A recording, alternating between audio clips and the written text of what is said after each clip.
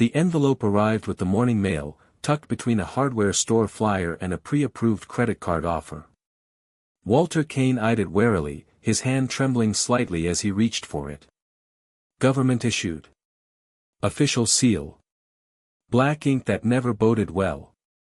He turned it over once, then again, like it might give up its secrets if he held it long enough. Finally, with a sigh, he slid a letter opener through the edge and pulled the folded paper free. Summons for jury duty, it read at the top in bold type. Below, in smaller print, it listed his name, address, and a date 2 weeks away. Location, Franklin County Courthouse. He read it again, slower this time, as if the words might change on second pass. They didn't. Walter leaned back in his kitchen chair and let the letter drop onto the table. His right leg, stiff and aching from the cold front rolling through Alabama, throbbed under the worn denim of his jeans. Desert Storm had left him with more than memories. Fragments of shrapnel still lodged near the nerve bundle behind his knee made every storm a reminder. The doctors had offered surgery once, then painkillers when he declined. He'd taken neither. He preferred pain to fog. He glanced at the Purple Heart resting in a simple shadow box above the fireplace. That medal wasn't about glory. It wasn't even about honor, really. It was about a moment in a sun-scorched valley when he dragged Corporal Jimmy Morales, bleeding from the neck, out of a kill zone and into a shallow depression behind a sand berm. The bullet that tore through Walter's leg missed an artery by a whisper. Morales lived. Walter limped from that day on. Fair trade. The summons wasn't a surprise. Every few years they came, just like tax forms and social security updates. But he'd never answered before. He always sent a doctor's note or filled out the exemption forms. This time felt different. He couldn't say why. Maybe it was the way the news had been lately. Young men in suits yelling on television, talking over each other about rights and freedoms, while veterans like him stood in line at the VA clinic wondering if their prescriptions would be filled on time. Maybe it was just the weariness in his bones that said this time you go. You show up. You wear the uniform they'd rather forget. That night, Walter stood in front of his closet, staring at the navy blue fabric hanging behind the good Sunday coat. His dress blues hadn't seen daylight in years, but he'd kept them crisp, the way a soldier does. He took them down carefully, laid them across the bed, and began inspecting every crease, every button. The brass shined dull with time, but a soft cloth brought them back to life. The medals, Bronze Star, Army Commendation, National Defense, and of course, the Purple Heart, were arranged with precision. Each one had weight, not just literal but spiritual. They carried names, faces, sacrifices too many had forgotten. 2 weeks later, Walter woke early, as he always did. He brewed a pot of strong coffee, sat quietly in the stillness, and went through his ritual. Shaving with practiced strokes. Tucking in his shirt with exact lines. Buttoning the jacket slow and deliberate. As he fastened the medals to his chest, a strange kind of calm settled over him. Not peace exactly. More like resolution. This was who he was. A soldier. A father. A man who had served his country and deserved to be seen, even if that made others uncomfortable. He drove his aging Dodge sedan toward downtown, the tires humming across cracked asphalt. Franklin County Courthouse loomed ahead, a stone fortress with columns and a flag snapping in the morning breeze. Walter parked 2 blocks away, ignoring the reserved spaces, and took a moment before stepping out. His cane clicked against the pavement as he walked, measured steps, upright posture. The pain was there, sharp and persistent, but he'd long learned to walk through it. Inside, the security line slowed as the guards took note of his attire. One whispered to the other, eyebrows raised. Walter met their gazes without flinching. "Veteran," he said simply. They waved him through after a moment of hesitation, and he continued down the corridor to the jury assembly room. The buzz of chatter dulled as he entered. Heads turned. A few murmured. One older white man nodded respectfully. A young woman looked confused, as if wondering if he'd gotten lost. Walter chose a seat near the back, lowered himself into the wooden chair, and folded his hands on his cane. The silence around him felt familiar. He'd felt it on deployments, in briefings, in mess halls where rank and color collided. But silence never scared him. It only sharpened his focus. A court officer eventually called his group. Walter stood and followed the others, his medals catching the fluorescent light in occasional glints. The hallway echoed with footsteps as they approached the courtroom. A young man with a clipboard looked up, did a double take, then whispered something to the bailiff. Walter caught the motion but not the words. The courtroom door opened. Judge Gordon Renner presided, perched behind the high bench like a hawk in robes. Walter took a seat in the gallery, the old wood creaking under his weight. Renner's eyes found him immediately. There was a flicker, a pause too brief to call hesitation, but there nonetheless. Walter recognized the look. It was the same one he'd seen from officers who hadn't fought but wore the same stripes. It said, "Who do you think you are?" He didn't flinch. He met the gaze, steady and unyielding. He was here. He had answered the summons. And if that bothered the judge, well, perhaps it should. Outside, the American flag rippled in the wind, unaware of the storm gathering inside. And so it began. Hit subscribe and leave a comment with where you're watching from. This story might just spark a new beginning. What's one thing that always pushes you forward, even when things get tough? Judge Gordon Renner was known throughout Franklin County for three things: his ironclad courtroom decorum, his disdain for media scrutiny, and his cold, granite-like presence that made even seasoned attorneys tread lightly in his courtroom. He had built his reputation over 2 decades, rising from an ambitious prosecutor to the most powerful judicial figure in the region. His decisions were swift, final, and often controversial, especially when it came to race, power, or perceived disrespect. To Renner, his courtroom was a sanctuary of order, where his word was law and his authority unquestioned. That morning, as Renner adjusted his black robes behind the bench and reviewed the docket, he took a sip from his monogrammed coffee mug and peered through his reading glasses at the list of juror candidates. His clerk, a thin man with anxious eyes named Davis, stood quietly nearby, flipping through files. "Any concerns today?" Renner asked, his voice low and controlled. Davis hesitated, then nodded slightly. "There's one, Your Honor. A man named Walter Kane. Decorated veteran. He arrived in full dress uniform. Medals and all." Renner's eyebrows twitched. He lowered the mug slowly and set it down with a soft click on the wood. "Uniformed?" he asked, more of a growl than a question. "As in military garb?" Davis nodded. "Yes, sir. With several commendations. The Purple Heart is clearly visible." For a moment, Renner didn't speak. He stared at the wall behind the bench where the state seal hung like a silent witness. "That's a distraction," he said finally. "A blatant appeal to emotion. He'll influence the panel just by existing in that getup. We'll handle it."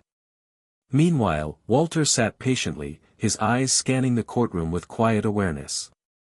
His hands rested on the top of his cane, and his posture was exact, upright but not stiff. He had seen judges before. Commanders. Politicians. Men of status who measured their worth by the weight of their voice. Renner was no different in form, though perhaps in danger. There was something cold about him. Clinical. A man who wore power like armor and expected everyone else to kneel before it. The court clerk called for silence, and proceedings began. Jury selection for a shoplifting case. The defendant, a young black man no older than 20, sat at the defense table looking small in an oversized suit, eyes darting nervously between his lawyer and the judge. Walter studied the boy's face, seeing shadows of his younger self, and of his own son, who had once stood accused of a crime he didn't commit simply because of where he was standing when the police rolled by. As the judge began his introductory remarks, Walter felt the scrutiny tighten. Renner's gaze had locked onto him more than once. When it came time for juror questioning, Walter answered clearly and professionally. When asked if he could be impartial, he responded, "My oath to this country included protecting justice for all. That oath doesn't expire just because I'm retired." Some members of the jury pool nodded. Others exchanged glances. Even the defense attorney smiled slightly. But Renner's face hardened. The judge tapped his gavel lightly, barely audible. "Mr. Kane," he said, leaning forward. "May I ask why you chose to wear your military decorations to court today?" Walter met his eyes. "Because, Your Honor, they are a part of who I am. I wear them out of respect for the institutions I served, including this one." Renner sat back slowly. "This is a court of law, not a veterans parade. I expect decorum to reflect neutrality, not personal accolades. I'll ask you to remove the medals for the duration of jury service." A murmur ran through the courtroom. The defense attorney looked up, brows furrowed. Walter drew a slow breath. His voice, when it came, was calm but firm. "With respect, Your Honor, this medal," he said, tapping the Purple Heart gently, "was not given for decoration. It was earned in blood. Mine. Removing it to make others comfortable would dishonor that sacrifice." The room went still. Judge Renner's eyes narrowed. He leaned back in his chair, fingers drumming once on the bench before stopping. "This is not up for debate," he said coolly. "You are in my courtroom. And in my courtroom, I decide what is appropriate. This is not about your service. It is about maintaining impartiality. The medals must be removed. Is that clear?" Walter did not flinch. "It is clear, Your Honor," he said. And that was all. He made no promise. No agreement. Just acknowledgement. Renner stared at him a moment longer, then gave a dismissive wave. "We'll proceed for now. But let the record show, Mr. Kane has been formally instructed." The questioning continued, but the air had changed. The weight of the confrontation lingered like smoke. Walter returned to his seat, calm on the outside, but inside he felt the familiar tension coil tight. He had stood down men with guns. He had faced enemy fire and walked away. But the battle here was different. Subtle. Slippery.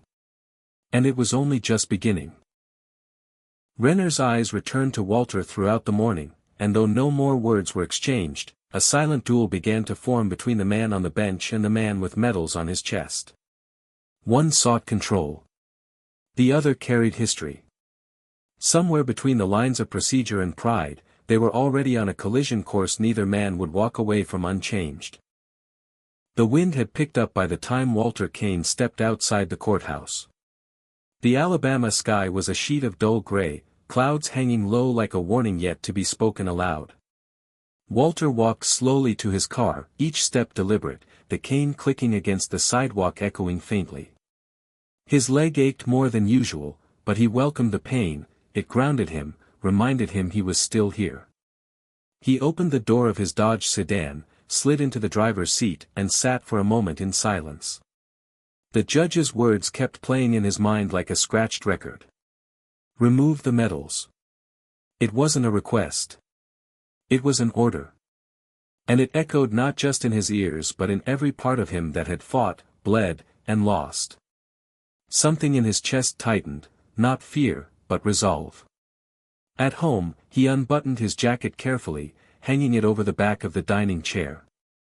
The Purple Heart caught a shaft of afternoon light, glowing softly like a silent witness to everything it represented. Walter stood over it, fingers grazing the ribbon. He thought of Jimmy Morales, the corporal he had dragged from the kill zone.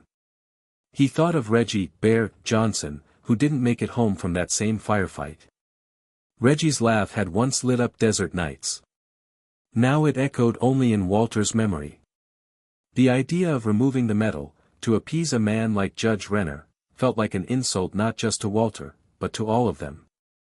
Later that evening, as dusk turned the sky into embers, Walter called his grandson Marcus. The young man picked up on the third ring, his voice alert even though Walter knew he'd been up late studying for finals. "Hey, Grandpa," Marcus said. "How was court?" Walter paused. "Different," he replied. "The judge didn't like my uniform. Said the medals might sway the jury." Silence hummed through the phone.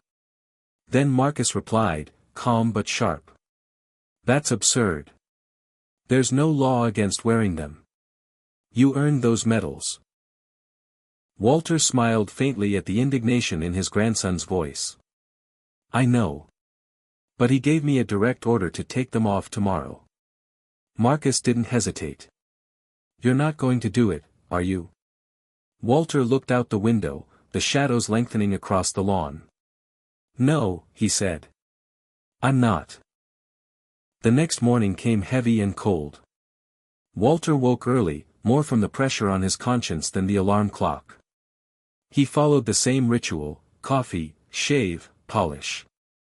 The medals went on last, each one pinned with reverence. The Purple Heart rested just above his heart, where it had always belonged. As he looked at himself in the mirror, he didn't see defiance. He saw a man carrying the weight of years, of service, of loss and principle. He saw a man unwilling to bow for the sake of convenience. When he arrived at the courthouse, something in the air felt different. People watched him more closely. Some nodded. Others simply stared. The security guard from the previous day offered no greeting, just a long glance and a faint shake of the head. Walter walked through the metal detector, his cane and medals setting it off with familiar tones. No one spoke as they scanned him. No one needed to. Inside the courtroom, the temperature felt colder. Judge Renner sat behind the bench already, a grim line etched across his face. As Walter took his seat in the jury box, Renner's eyes followed him. The judge said nothing at first, continuing the proceedings as if nothing had changed. But everyone in the room could feel it, the tension stretched tight like a wire. At 10:03 a.m., Renner cleared his throat. "Mr. Kane," he said abruptly, interrupting the prosecutor mid-sentence. "Approach the bench." Walter rose slowly, leaning on his cane, and made his way to the front of the courtroom. He stopped exactly where the clerk had told him yesterday. Renner leaned forward, his voice low but pointed. "I gave you a direct order yesterday regarding your medals. You've chosen to ignore it." Walter met his gaze without flinching. "With respect, Your Honor, I chose to honor my service. I'm not here to influence anyone. I'm here to fulfill my civic duty as a citizen and a soldier." Renner's jaw tensed. "This is not a military installation. This is a court of law. I will not have this courtroom turned into a spectacle. If you do not comply with my order, I will hold you in contempt." The room went silent. Every eye was on them now. The defense attorney stood, as if ready to interject, but Renner raised his hand to stop him. Walter's voice remained calm. "Then you'll have to do what you feel is right. But I won't take it off." The judge stared at him for a long moment. Then the gavel came down like thunder. "Mr. Kane is hereby held in contempt of court. He will be removed from the jury pool immediately and fined $2,000. Bailiff, escort Mr. Kane out of this courtroom." Gasps echoed in the gallery. Walter turned slowly, back straight, eyes forward. As the bailiff approached, hesitant, almost apologetic, Walter handed over his jury folder and walked toward the exit with deliberate grace. Each step was a message, each click of the cane a beat of defiance. As he reached the courtroom doors, he paused, turning slightly. "I've followed orders for 32 years, he said, voice steady but firm. But never once have I followed one that dishonored the men I left behind." He pushed open the door and stepped into the corridor, leaving behind stunned silence. Somewhere deep in the building, a storm had been unleashed. And it carried Walter Kane's name. The corridor outside courtroom 2A buzzed with murmurs the moment the door closed behind Walter Kane. The old soldier, removed under contempt charges, stood with his back to the wooden panels, steadying himself with his cane. His heart pounded, not from fear, but from the adrenaline of being forced out like a trespasser in a house he had once sworn to defend. The bailiff who had escorted him, a younger man with sandy hair and a nervous energy, cleared his throat and handed Walter a yellow citation slip. $2,000, he mumbled. You can pay at the clerk's office down the hall. Walter didn't take the slip immediately. He looked the young man in the eye. Is that what my service is worth in this building? The bailiff blinked, faltered, and then nodded once with something like regret. Walter took the paper and folded it neatly into his coat pocket. A few steps away, a woman stood near a bench, notebook in hand, phone half concealed.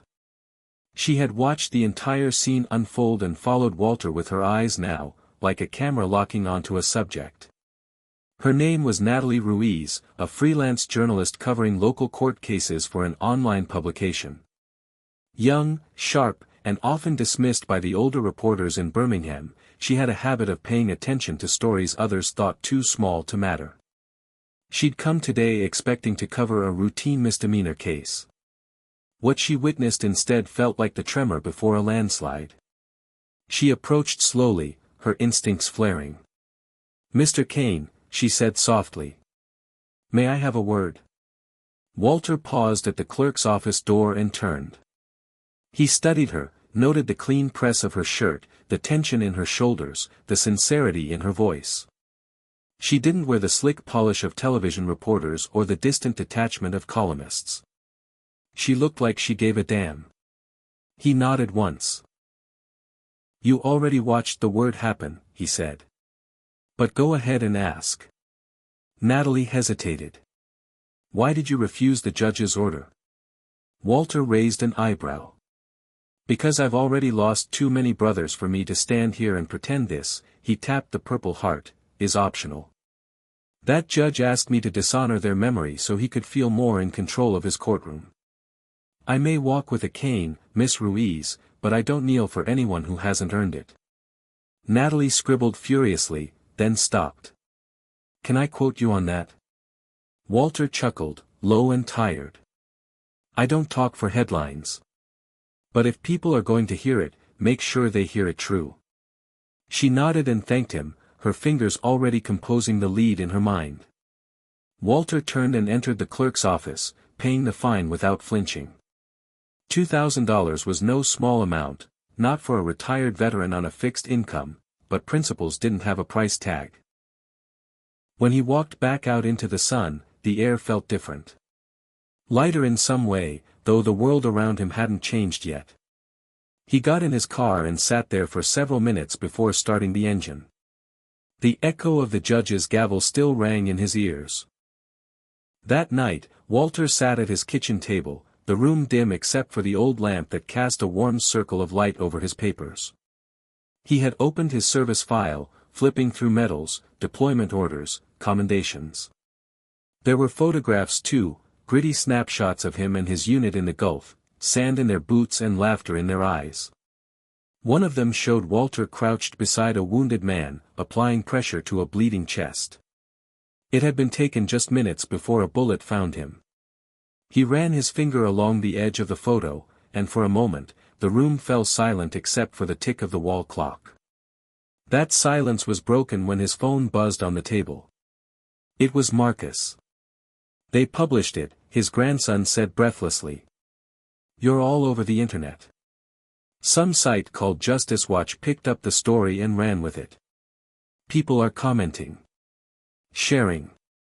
It's going viral, Grandpa." Walter leaned back in his chair. "That fast?" "Faster than fast," Marcus said. "And not just that, other vets are chiming in. People are tagging the VFW, tagging senators. Some guy even shared a picture of his own Purple Heart and said, 'I stand with Kane.' It's starting something." Walter didn't know how to respond. Part of him had expected the story to die in the echo chamber of courtroom walls. He hadn't done this for attention. But if others were stirred by it, maybe it meant more than just a moment of quiet resistance. Down the street, in a downtown loft cluttered with takeout containers and dog-eared law books, Natalie Ruiz sat at her laptop, refreshing the comments section of her article. The headline read, "Judge orders decorated veteran to remove Purple Heart, he refused." The photo attached showed Walter mid-stride, his back straight, his cane in hand, medals glinting like defiance. She watched as the share count climbed into the thousands. Her inbox was flooded, some with outrage, others with gratitude. One message stood out. It was from a retired Marine in California. "Tell that man we've got his six.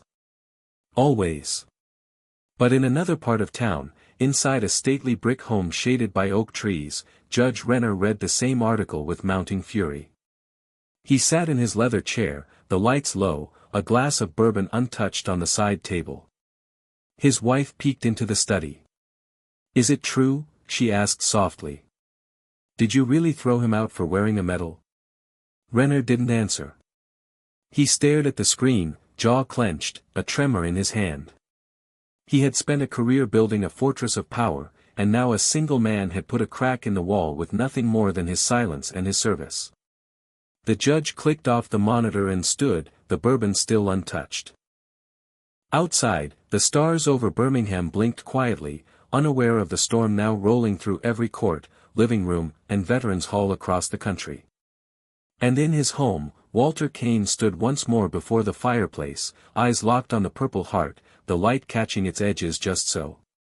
Tomorrow was uncertain. But tonight, he had stood his ground. And for the first time in a long while, that was enough. By sunrise, the story had become more than just an article, it had turned into a national conversation. Walter Kane's image, captured in stark profile beneath the cold courthouse lights, adorned the front page of Justice Watch, and by mid-morning it had spilled over to major media outlets.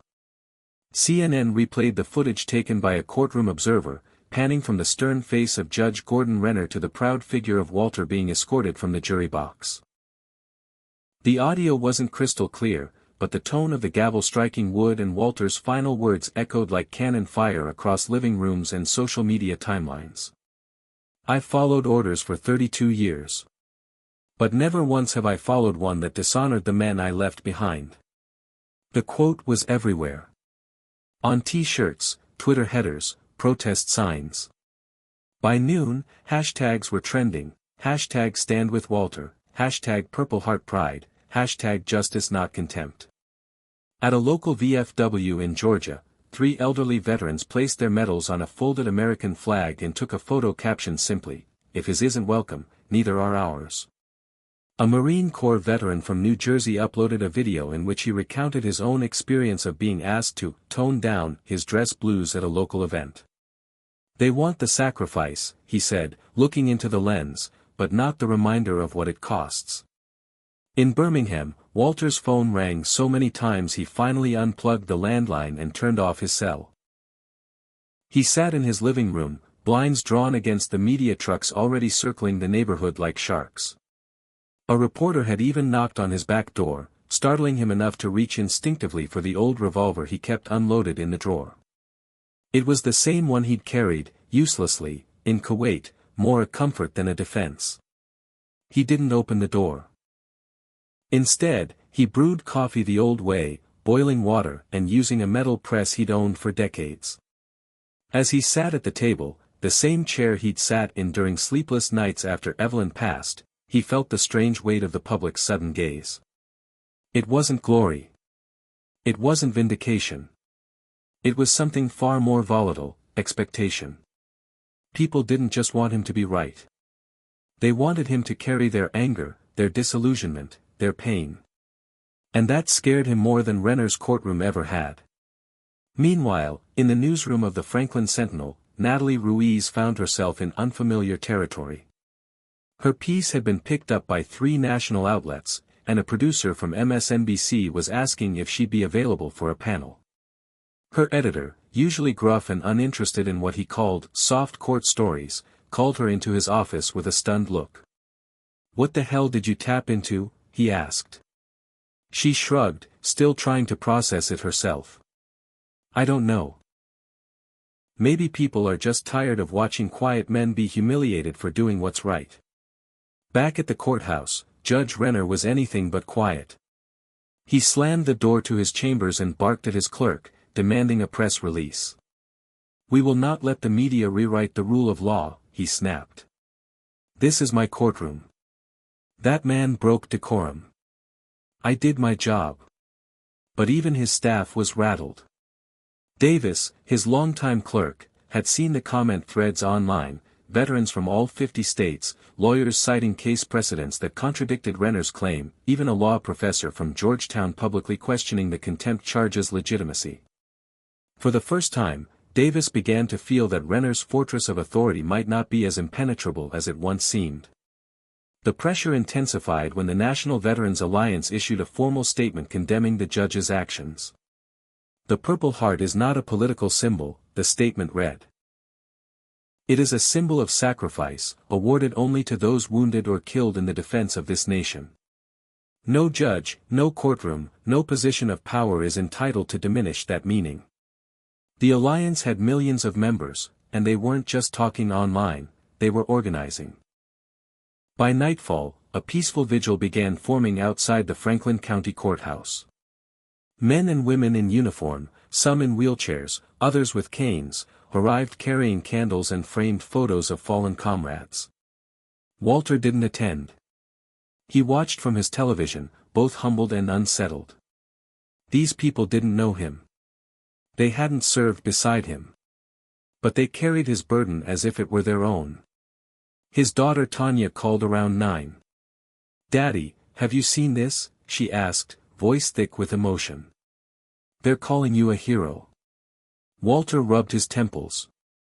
"I'm not sure I want to be," he replied. "Heroes have nowhere to hide when it gets messy." Marcus, his grandson, called shortly after. "Grandpa, a professor at my law school just used your case as an example of constitutional overreach," he said breathlessly. "He said you might have grounds for a civil rights lawsuit."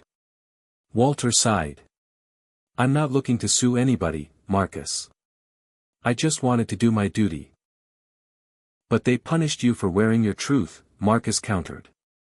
"That isn't justice. That's ego with a robe." Walter didn't argue.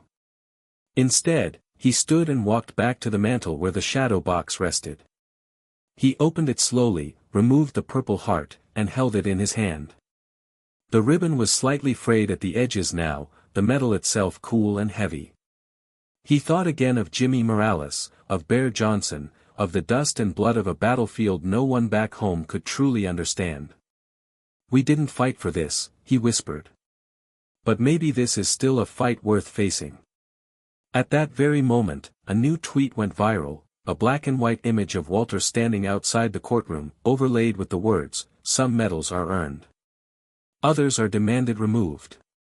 Guess which one means more?" It had no author, no attribution, just power. And before the hour ended, it had been shared over 100,000 times. The spark that began with one man's quiet refusal had become a flame. And even as Walter Kane sat alone in his quiet living room, trying to understand what he had started, the country had already begun choosing sides. And the next move would no longer belong to him. By the second morning, the noise outside Walter Kane's modest home had become inescapable. News vans lined the curb like vultures, their antennas pointed toward the sky, feeding the world minute-by-minute updates on a man who had simply chosen not to remove a medal. Strangers stood across the street snapping photos as if Walter were some kind of monument. It unsettled him more than the contempt charge ever had. He hadn't asked for any of this. The act that sparked national attention had been, to him, nothing more than a decision of dignity. But now it had been dressed up and paraded like spectacle, and while he understood its symbolism, it wore heavy on his spirit. Inside his home, Walter sat alone in the kitchen, a steaming mug of coffee cupped in both hands. The blinds were drawn shut against the cameras, but the intrusion still seeped through, loud, persistent, and unrelenting. He had stopped answering the phone the night before. The messages filled his voicemail like falling dominoes, and most of them said the same thing: "We stand with you."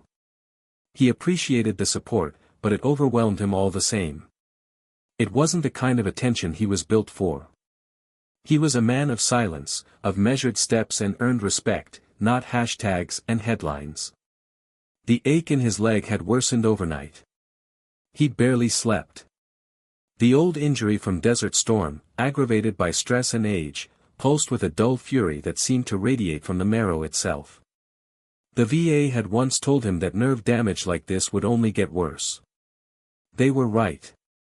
He had tried the medications years ago, but they made him foggy, dulled his edge.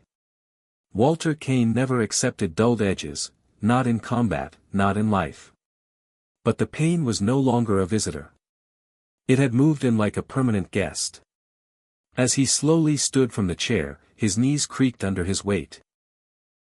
He reached for the cane, its handle worn from decades of use, and shuffled toward the living room. On the mantel above the fireplace, his medals sat quietly, unmoved by the chaos. The Purple Heart, the Bronze Star, the campaign ribbons, they all stared back at him like memories frozen in time. He ran a hand across the wood of the mantel and remembered the moment he was pinned with the Purple Heart, blood still seeping through the bandage on his thigh, General Hollister placing it in his palm before helping him into a field stretcher. It had felt weightless then, like an honor. Now it felt like a burden. Or worse, a target. The knock on the door came at 10:14 a.m. Not a reporter. Not a neighbor. This knock was firm, clipped, and unmistakably official.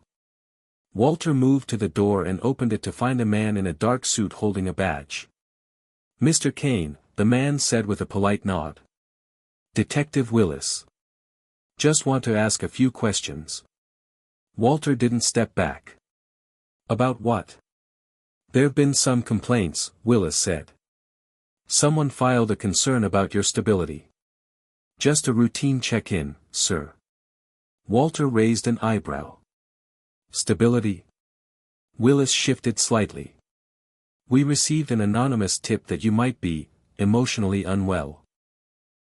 That you could be a threat to public safety, considering the media attention." Walter's eyes narrowed. "I've served this country longer than you've had that badge. I know exactly what this is. You tell Judge Renner I'm not shaking." Willis didn't confirm or deny the judge's involvement.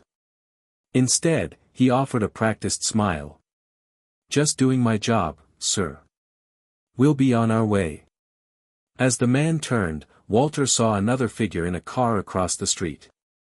Watching. Taking notes.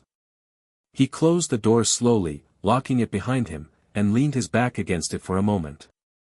His breath came out rough and ragged. The war had changed, but the battlefield felt the same. That evening, his daughter Tanya called. Her voice trembled. "Dad, my office at the community center got broken into last night. Nothing stolen, but someone left a note taped to my desk. It said, 'Tell your father to stand down.'" Walter closed his eyes. "You okay?" he asked. "I'm fine," she replied. "But they know where we are." "Who we are?" Walter rubbed the bridge of his nose. "This wasn't supposed to touch you." "I didn't mean for this to become," she cut him off gently. "I know you didn't. But it's bigger now. And some people are scared of what you represent." Later that night, Marcus arrived unannounced. He dropped his backpack by the door and embraced his grandfather tighter than usual. "They put a hold on my scholarship," he said as they sat together.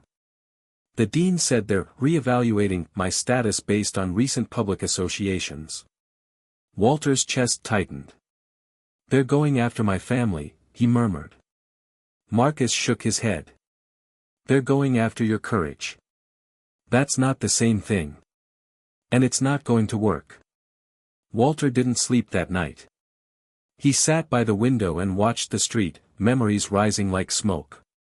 He thought of the times in the service when he'd been passed over for promotion while lesser men with the right skin, the right connections, rose quickly. He remembered being mistaken for a janitor by a young officer who didn't see the stars on his shoulder. And he remembered telling himself again and again, it's not about you. It's about making the path easier for the next man. But now that path led through the fire, and his family was walking it with him. At sunrise, he went to the front yard and sat on the porch. He ignored the cameras, the stairs. He sat there quietly, dressed not in uniform but in a simple flannel shirt and worn jeans. No medals. No performance.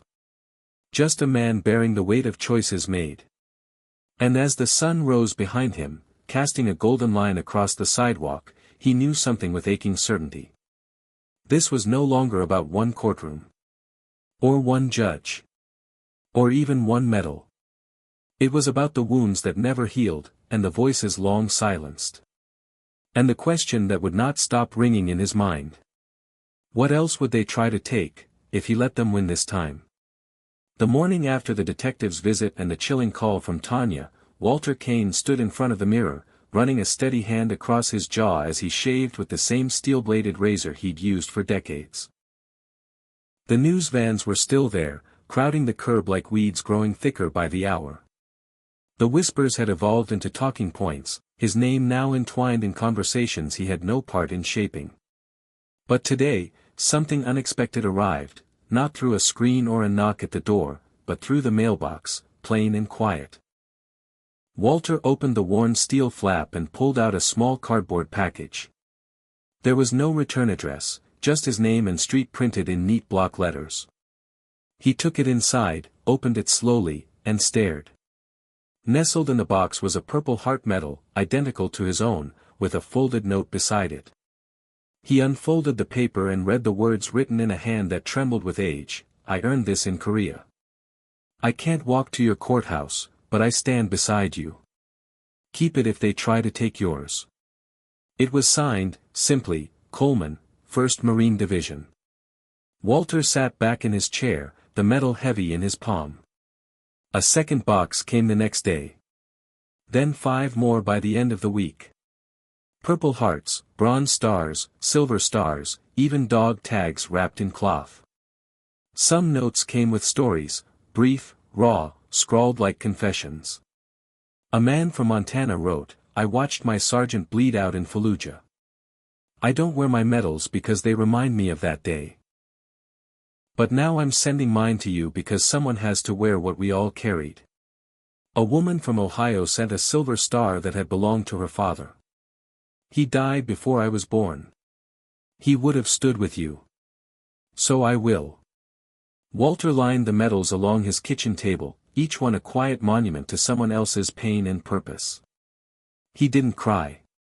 Soldiers don't cry easily. But he felt something shift in his chest, something unnameable and heavy. He wasn't just carrying his story anymore, he was carrying theirs. Marcus, who had returned home between law school assignments, was the first to suggest a formal list. We should keep track of them, he said as he photographed each medal and logged the names and stories in a shared document. This isn't a protest. It's a record of sacrifice. This might become part of a case, Grandpa. Or history. Walter nodded, though he still resisted calling it anything. To him, it was still just people doing what was right. But the people were growing in number, and not just online. That Thursday evening, there was a knock on the door. Walter opened it and found a broad-chested man in his late 70s, dressed in a crisp army jacket and pressed slacks. He wore no medals, but his bearing told the story of years in uniform. Colonel Harris, the man said, offering a handshake. I served with your CO in '91. Heard about what happened. Brought some friends. Behind him stood 4 other veterans, black, white, Hispanic, all in various states of age and wear, but all holding something in their hands. One held a photo, another a folded flag. A third simply offered a salute. Walter invited them in without a word. They sat around the table, drinking coffee, sharing glances more than words. Colonel Harris eventually spoke. "This fight, it's not just yours anymore. Judges like Renner, they've been making men like us invisible for decades.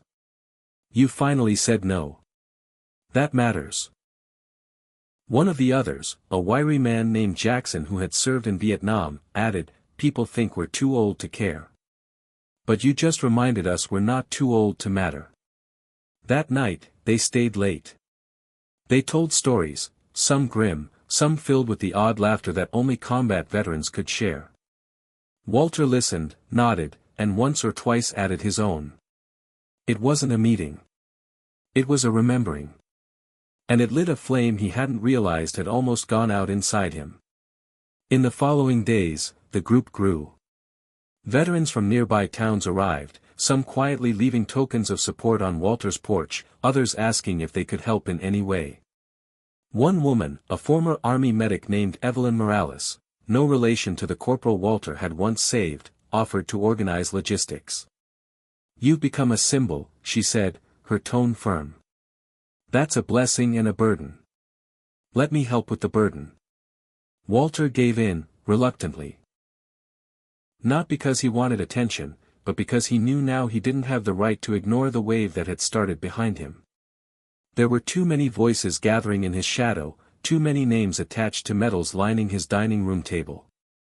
If he sat down now, their stand would fall with him. Meanwhile, the courthouse began to feel the heat. Judge Renner's office received hundreds of letters and calls. A group of local veterans requested a formal review of his conduct, citing prejudice and possible abuse of power. The mayor's office, usually indifferent to court politics, began making calls to calm the rising storm. Renner, true to form, refused to apologize. But cracks appeared in his usually stoic facade.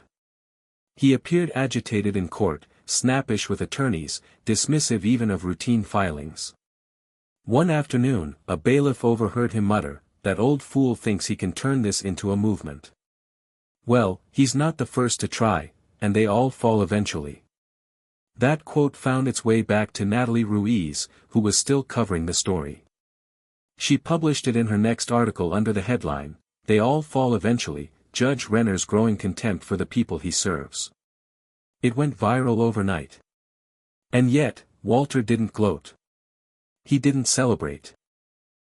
As more supporters arrived, he continued to sit on his porch each morning with a cup of coffee and a simple nod to those who came. To some, it looked like leadership. To Walter, it felt like endurance. But beneath the quiet, he knew something was coming. The judge wouldn't let this pass. Power never did. Something darker, more personal, was bound to surface. The question wasn't if. It was when.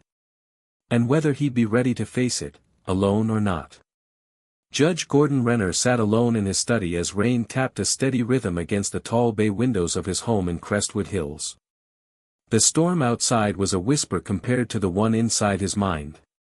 His usually composed demeanor had begun to crack. He stared into the amber liquid swirling in his crystal tumbler, untouched on the mahogany table beside him. The article quoting him, "They all fall eventually," had not only made headlines, it had sparked protests outside his own courthouse. His authority, which once held the weight of silence, was now being publicly questioned by civilians, veterans, and even colleagues. The public didn't understand what it took to keep a courtroom orderly, and they certainly didn't understand the damage of one man wearing defiance on his chest like a second badge. He stood and paced slowly across the rug, hands clasped behind his back. On the opposite wall hung framed photographs of his years on the bench, his accolades, the shaking hands with governors and senators, and the quiet understanding of power exchanged behind closed doors. He picked up the phone and dialed a number from memory. It rang twice before being answered with a curt voice. "Langston here." "It's time," Renner said. "I need everyone." An hour later, in a private conference room above a law firm downtown, 6 men sat around a polished oval table. The blinds were closed. The lighting was dim. These were men who knew the town's veins, men who had brokered deals behind handshakes and sealed judgments with eye contact instead of signatures. There was Police Chief Harlan Bexley, who had served under Renner's influence for over a decade. Beside him sat Mitchell Langston, a senior partner at Langston and Reese and unofficial gatekeeper of campaign funds for most judges in the Tri-County area. Across the table lounged Vernon Hale, chairman of the Business Development Board and the owner of a chain of private correctional facilities throughout the South. The others, lesser known in public but no less powerful, included an appellate court judge, a district zoning official, and a strategist who once ran a senator's campaign into Washington. Renner wasted no time. Walter Kane is becoming a problem. Not just for me, but for all of us. His story has teeth. It's attracting attention from groups that don't belong here, federal watchdogs, civil rights attorneys, even journalists with too much reach. Langston folded his hands. It's already beyond local containment. That woman, Ruiz, she's exposing connections in your court history that won't survive an audit. This isn't about Kane anymore. It's about preserving what's been built. Vernon Hale leaned forward. My facilities depend on consistent sentencing. You know how this works. You can't let sympathetic jurors start throwing off the numbers. We need predictability. If Kane's crusade forces reviews of your previous cases, it sets precedent. That's bad for all of us. Renner nodded slowly. We need to discredit him. Not just silence him. We need to make him small again. Bexley, who had been quiet until then, spoke up. His grandson. Marcus Kane. Law student at Howard, right? We looked into his academic records, nothing unusual, but we've got leverage. A donor to the school sits on the board. One call, and we can have his scholarship flagged for institutional review. Shake the foundation, make him back off. Langston added, and his daughter, Tanya. She runs a voter rights nonprofit. We've already got someone on their funding committee. We can put a pause on their grants under the pretense of auditing community impact metrics. Renner glanced around the room, calculating. What about his military record? Can we find inconsistencies? Maybe suggest he wasn't awarded those medals legitimately. A murmur of approval spread across the table. Langston said, already working on it. We've contacted a former contractor who claims Kane may have exaggerated his role during Desert Storm. Nothing solid yet, but if we plant the seed, people will start to doubt.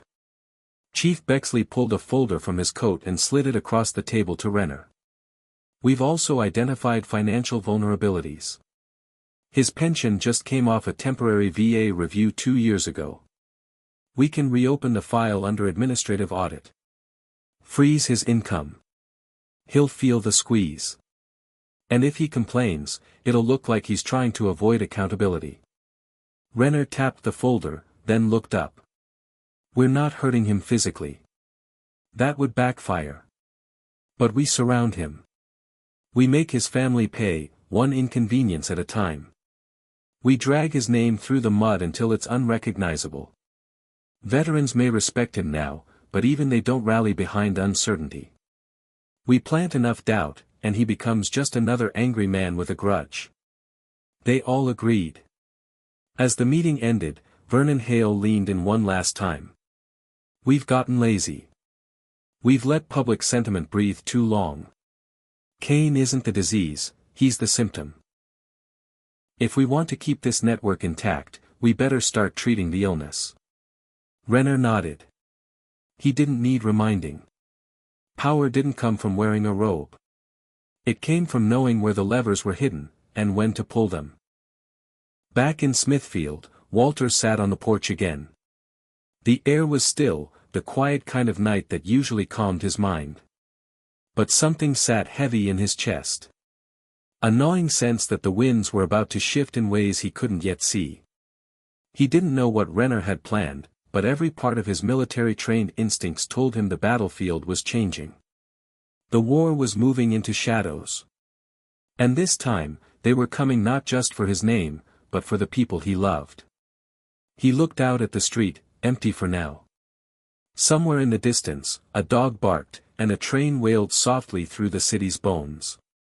He clenched his jaw and whispered to the dark, "Let them come." Because Walter Kane had fought in deserts and survived storms, and this time, he wasn't standing alone. Marcus Kane sat cross-legged on the carpet of his grandfather's study, papers and printouts fanned around him like the fragments of a dismantled machine. A whiteboard leaned against the wall, already filled with diagrams of dates, case numbers, judge names, and arrows connecting one power broker to another. To anyone walking in, it would look like the war room of a seasoned investigator. But to Marcus, it was personal. They had come after his scholarship. They had targeted his mother's nonprofit. And now, their fingers were reaching for the foundation his grandfather had built over a lifetime of sacrifice. Marcus had spent the last 3 days assembling everything he could find. He knew how the game worked. He was a law student with top grades and sharper instincts than most of his professors. But theory had just collided with reality, and it was ugly. Now, he wasn't studying the system. He was preparing to take it on. The first thing he did was reach out to his network. At Howard, he had built strong connections with other law students, most of them black, many of them driven by the same generational wounds and aspirations that had brought him to school in the first place. He sent a group message to 25 classmates and within an hour had responses from more than half. Some were already aware of the story. One had seen Walter Kane trending on social media and didn't even realize it was Marcus's grandfather. Another had forwarded the Ruiz article to a constitutional law professor who specialized in judicial misconduct. The consensus was clear: what happened to Walter wasn't just morally wrong. It may have been legally indefensible. Marcus set up a secure Slack channel and labeled it "Shield of Honor." The name came from a phrase his grandfather used to describe the purpose of medals. "They're not weapons," Walter had said once. "They're shields. They don't say you went looking for glory, they say you survived something terrible and kept going." That idea had stuck with Marcus. Now it became the rallying cry for a digital army of law students, young attorneys, policy analysts, and even one quietly tenured professor who offered to help them review precedent and statutes. They began building a timeline of Judge Renner's rulings, starting with Walter's contempt charge and moving backward. They flagged cases with patterns: disproportionate sentences for black defendants, unusually high bail amounts, and a suspicious number of jury dismissals involving minority jurors. One intern from a legal aid clinic uncovered 3 property dispute cases that had all been decided in favor of a development firm linked to Vernon Hale, the same man who ran a chain of private prisons and who, according to Natalie Ruiz's reporting, had long ties with Renner. The evidence wasn't just damning, it painted a picture of systemic bias interwoven with personal benefit. Natalie joined the Slack channel after Marcus emailed her the first portion of their research. Her response came back within minutes: "This is gold. Verified sources?" Marcus answered yes, and she asked for permission to cite the findings in an upcoming article. But Marcus hesitated. "Not yet," he replied. "We need to package it right.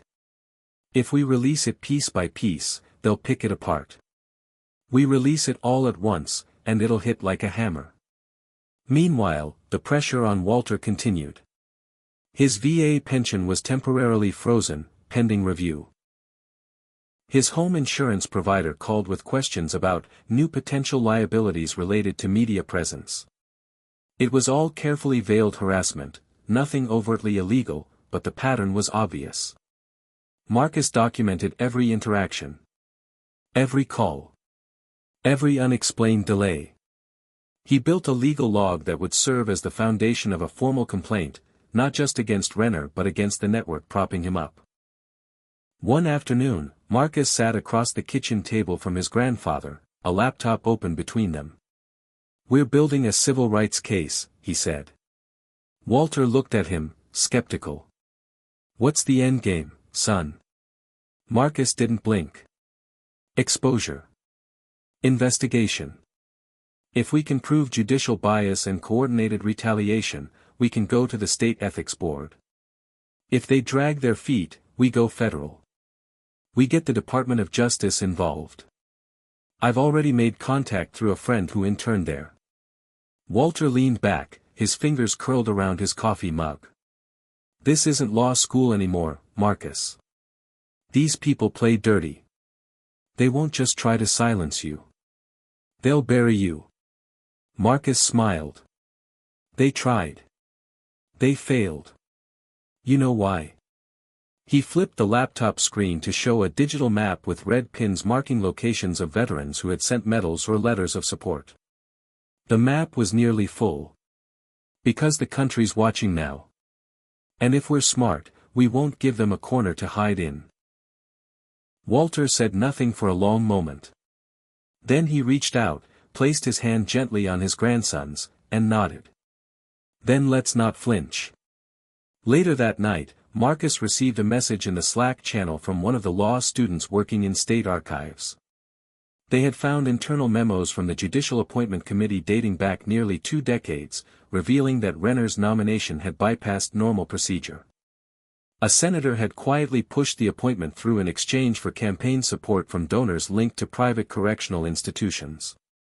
The same donors now tied to Vernon Hale. The memo didn't say everything outright, but it didn't need to. The implications were crystal clear.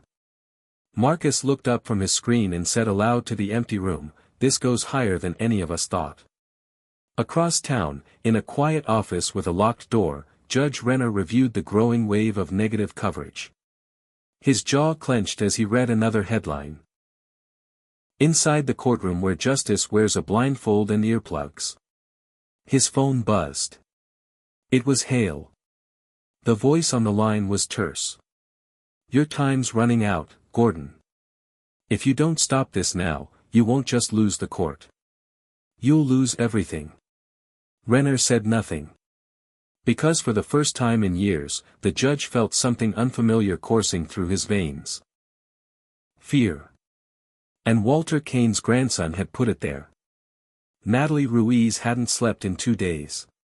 Her desk at the Franklin Sentinel looked like a war zone, stacks of printouts, yellow legal pads scrawled with notes, post-its fluttering like flags on the edge of her monitor. The article she was writing wasn't just another court report. This one was different. It felt like fire wrapped in facts, and every time she typed a new line, she felt the heat rising. This wasn't about Walter Kane anymore. This was about what his refusal had exposed, a judge whose career had been built not on justice, but on connections, control, and quiet complicity. She leaned back in her chair and rubbed her eyes. The documents Marcus Kane and his law student team had uncovered were gold: court records, appointment memos, archived sentencing patterns. But what elevated the story from shocking to seismic were the testimonials. Natalie had spoken with 5 former jurors who had sat under Judge Renner. 3 of them were black. All 3 reported being treated with barely disguised condescension, questioned more aggressively during voir dire, and ultimately dismissed for reasons they felt had nothing to do with their answers and everything to do with their skin. One woman, an older nurse named Joyce Temple, told Natalie, "I served proudly for 3 days on a jury until Renner pulled me into his chambers and asked if I could really be impartial because of my background. I didn't understand at first.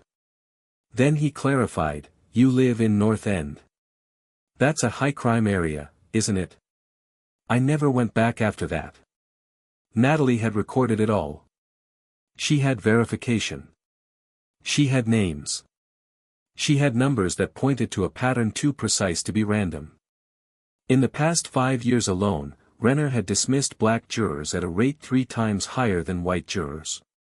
Sentences handed down in his courtroom for identical crimes were significantly longer when the defendant was a person of color. Even plea deal offers showed discrepancies. The data didn't lie. Her editor, a cautious man named Don Talbert who usually shied away from political landmines, hovered near her desk that morning as she polished the final draft. "You sure about this?" he asked, voice low. "Once we publish, there's no walking it back. You've got powerful people in this city. They'll come after us. Natalie looked up at him, exhausted but resolute. Don, we've been writing about potholes and ribbon cuttings while a judge's courtroom has been a conveyor belt of injustice. This man tried to silence a veteran for honoring his sacrifice. He's part of something much larger, and I'm done pretending the foundation isn't cracking. He sighed but nodded. Then let's crack it wide open. The exposé hit the paper's website at 6:42 p.m. and went live across all their channels at exactly 7 o'clock. Natalie had titled it simply, Justice in the Shadows, the Court of Judge Renner. The first paragraph punched like a hammer. For years, Judge Gordon Renner has presided over Franklin County with the air of unquestioned authority. But beneath the surface of courtroom decorum lies a pattern of racial bias, backdoor appointments, and decisions that raise urgent questions about who justice really serves, and who it silences.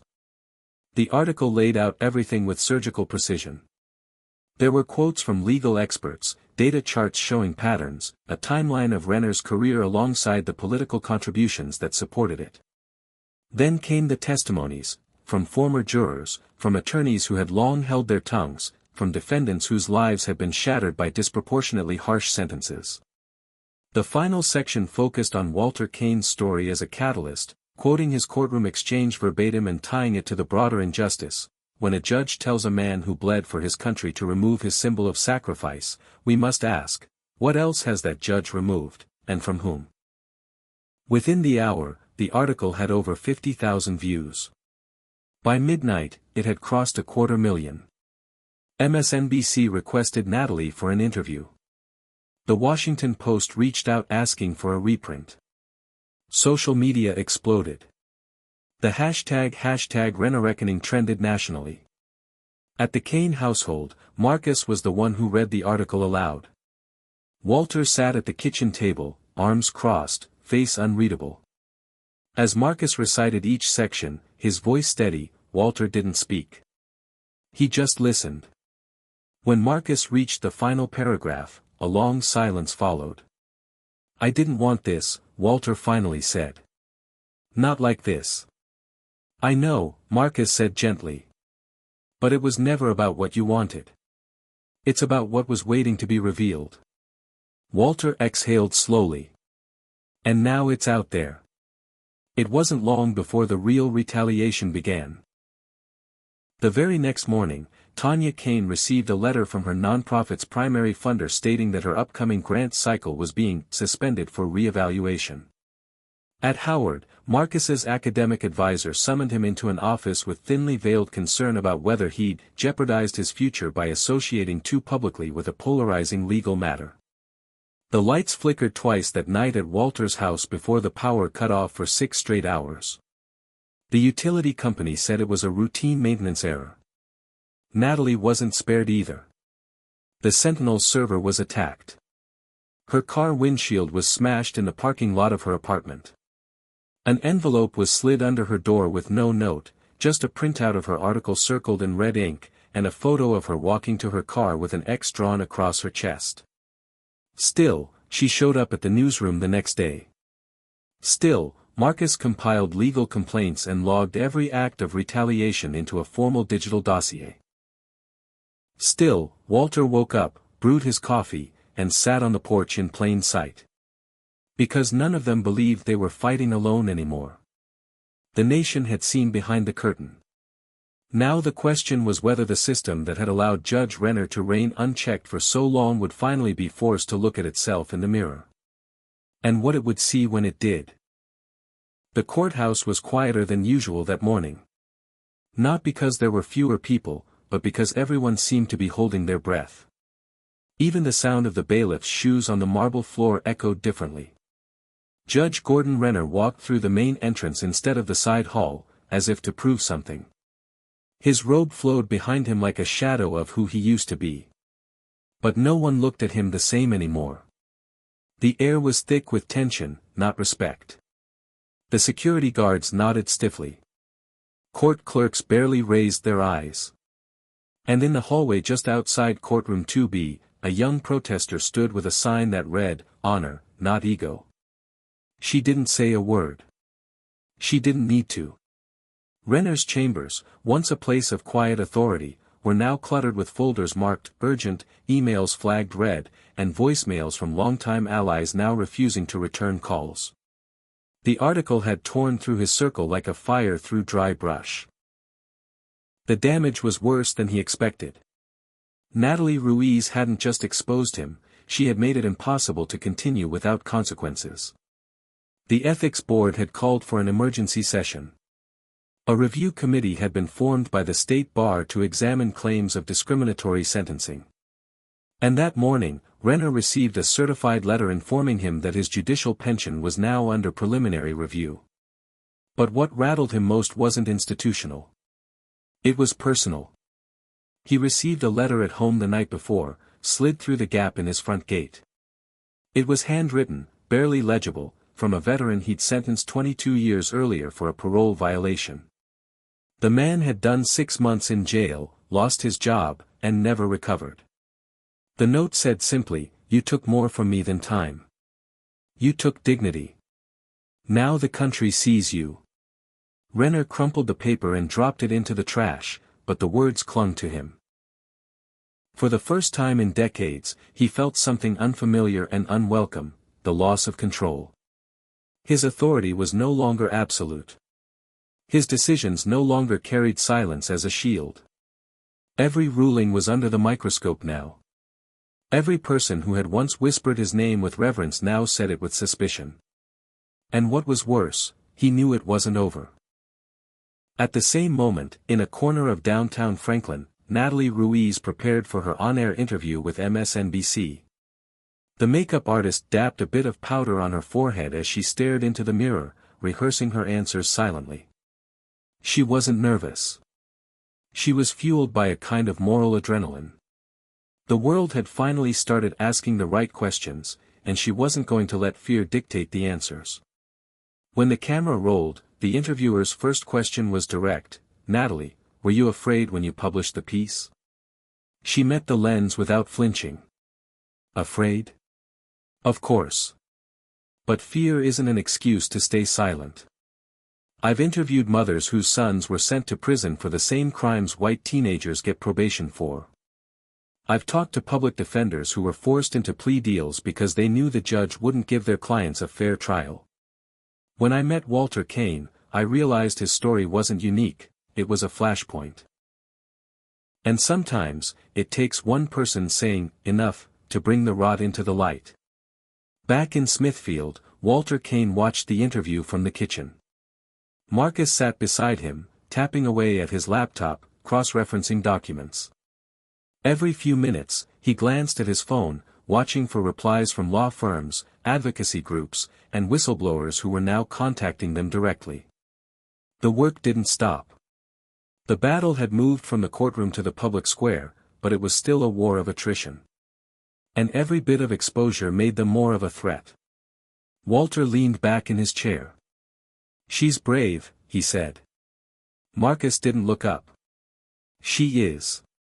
But she's not alone." At that moment, Tanya walked in, holding an envelope. Her face was pale. "This came to the office," she said.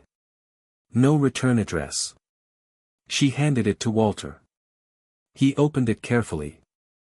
Inside was a photo, grainy, black and white, clearly taken decades ago.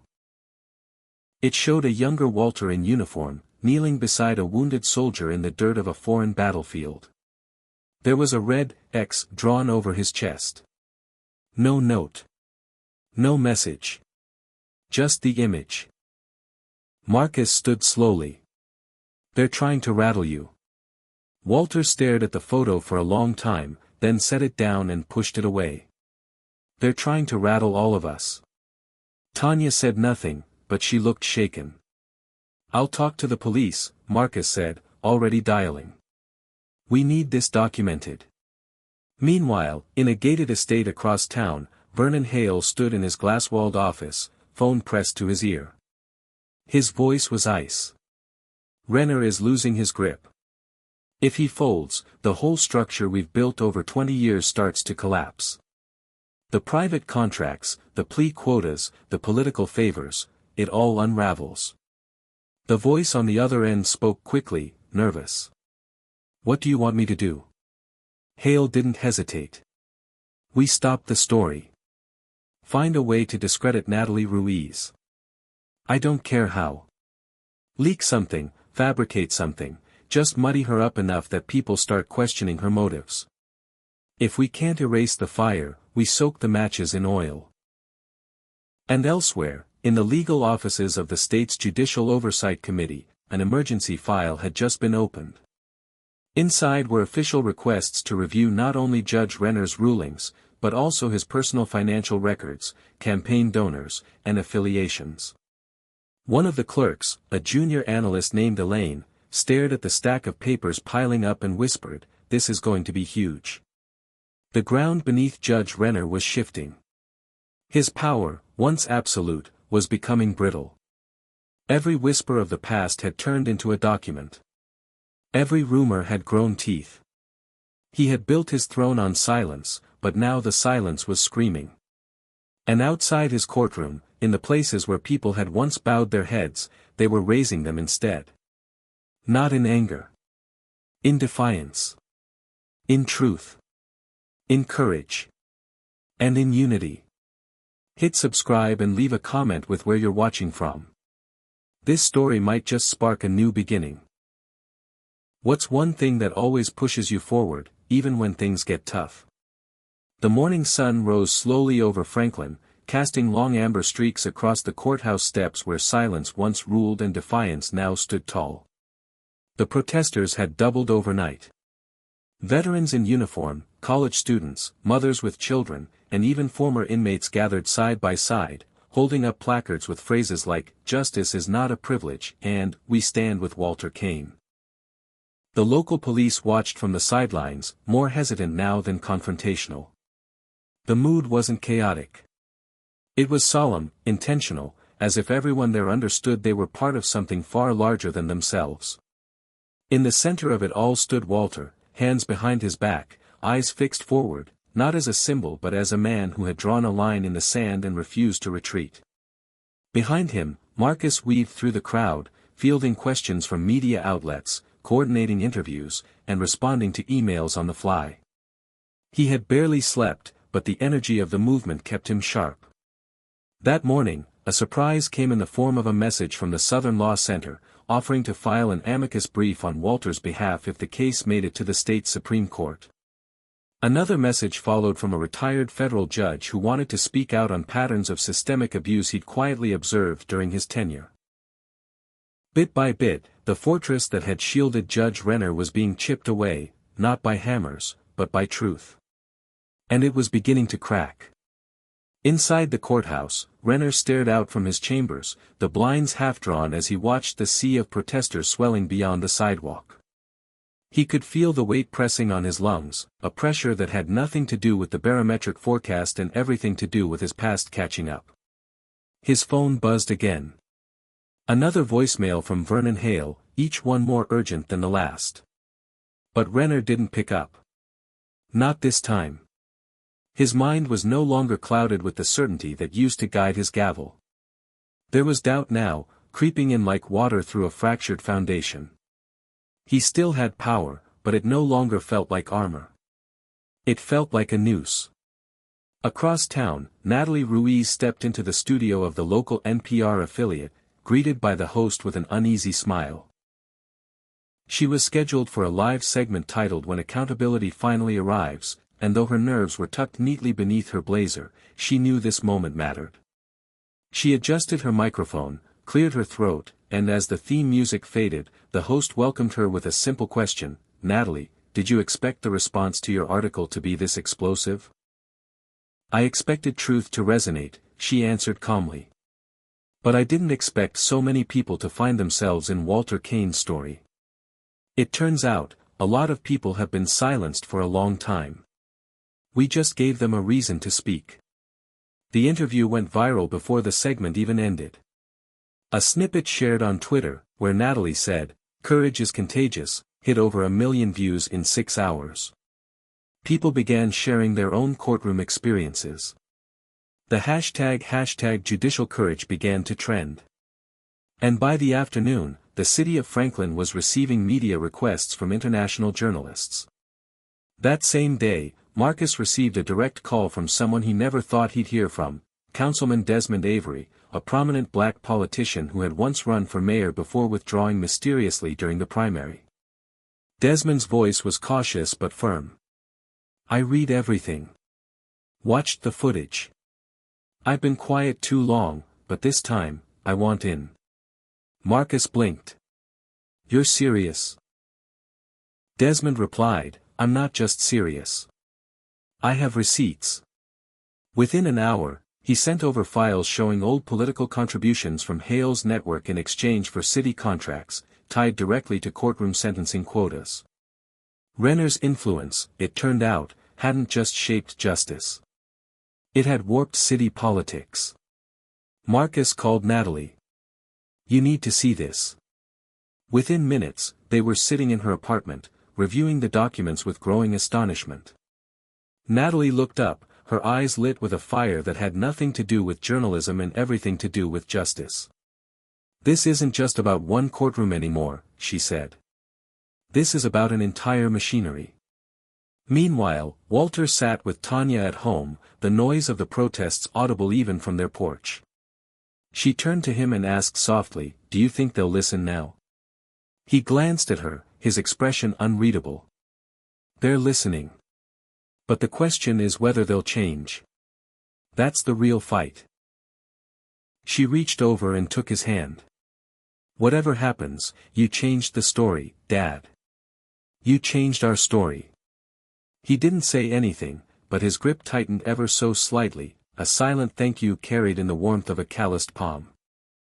At dusk, as the crowd outside the courthouse prepared for a vigil, Marcus stood on the steps and looked out at the hundreds gathered with candles in their hands. He had not planned to speak, but when the microphone was offered to him, he took it.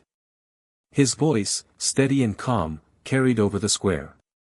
"My grandfather stood up because he was tired of being asked to sit down. Not just by a judge, but by a system. A system that expected his silence, not his story. We're here tonight because we're done being quiet. Because silence hasn't protected us. It has only protected the powerful. And today, we draw a new line. Not just for Walter Kane. But for every person who never got the chance to speak before their sentence." As the crowd erupted into applause, someone began singing softly, an old hymn that spread from voice to voice like a rising tide. "Ain't gonna let nobody turn me around." It wasn't orchestrated. It wasn't planned. It was felt. And inside the courthouse, Judge Renner sat at his desk, the sound of voices filtering through the glass, reaching him even in the privacy of his domain. He looked at the framed certificate on his wall, the one that once made him feel invincible. For the first time, it looked like a relic. Not of honor. But of what power becomes when it forgets who it's meant to serve. In that moment, the line between gavel and guillotine had never felt thinner.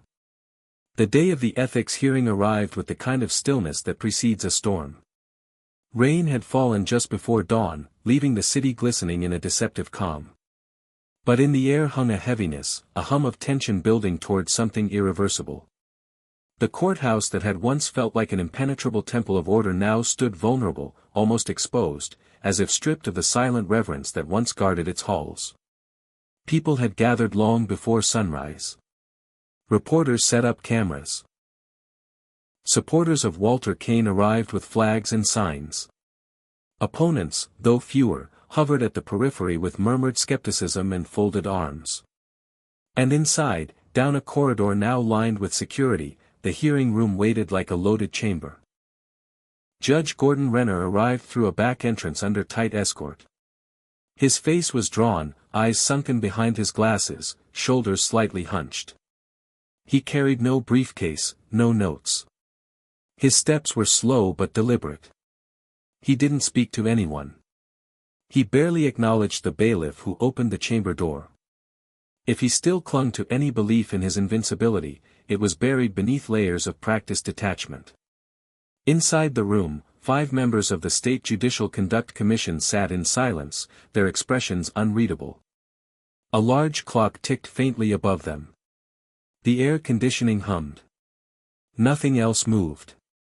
Walter Kane arrived shortly after, flanked by Marcus and Tanya. He wore a dark navy suit, his Medal of Honor pinned proudly to his chest, unyielding even in the face of what had begun because of it.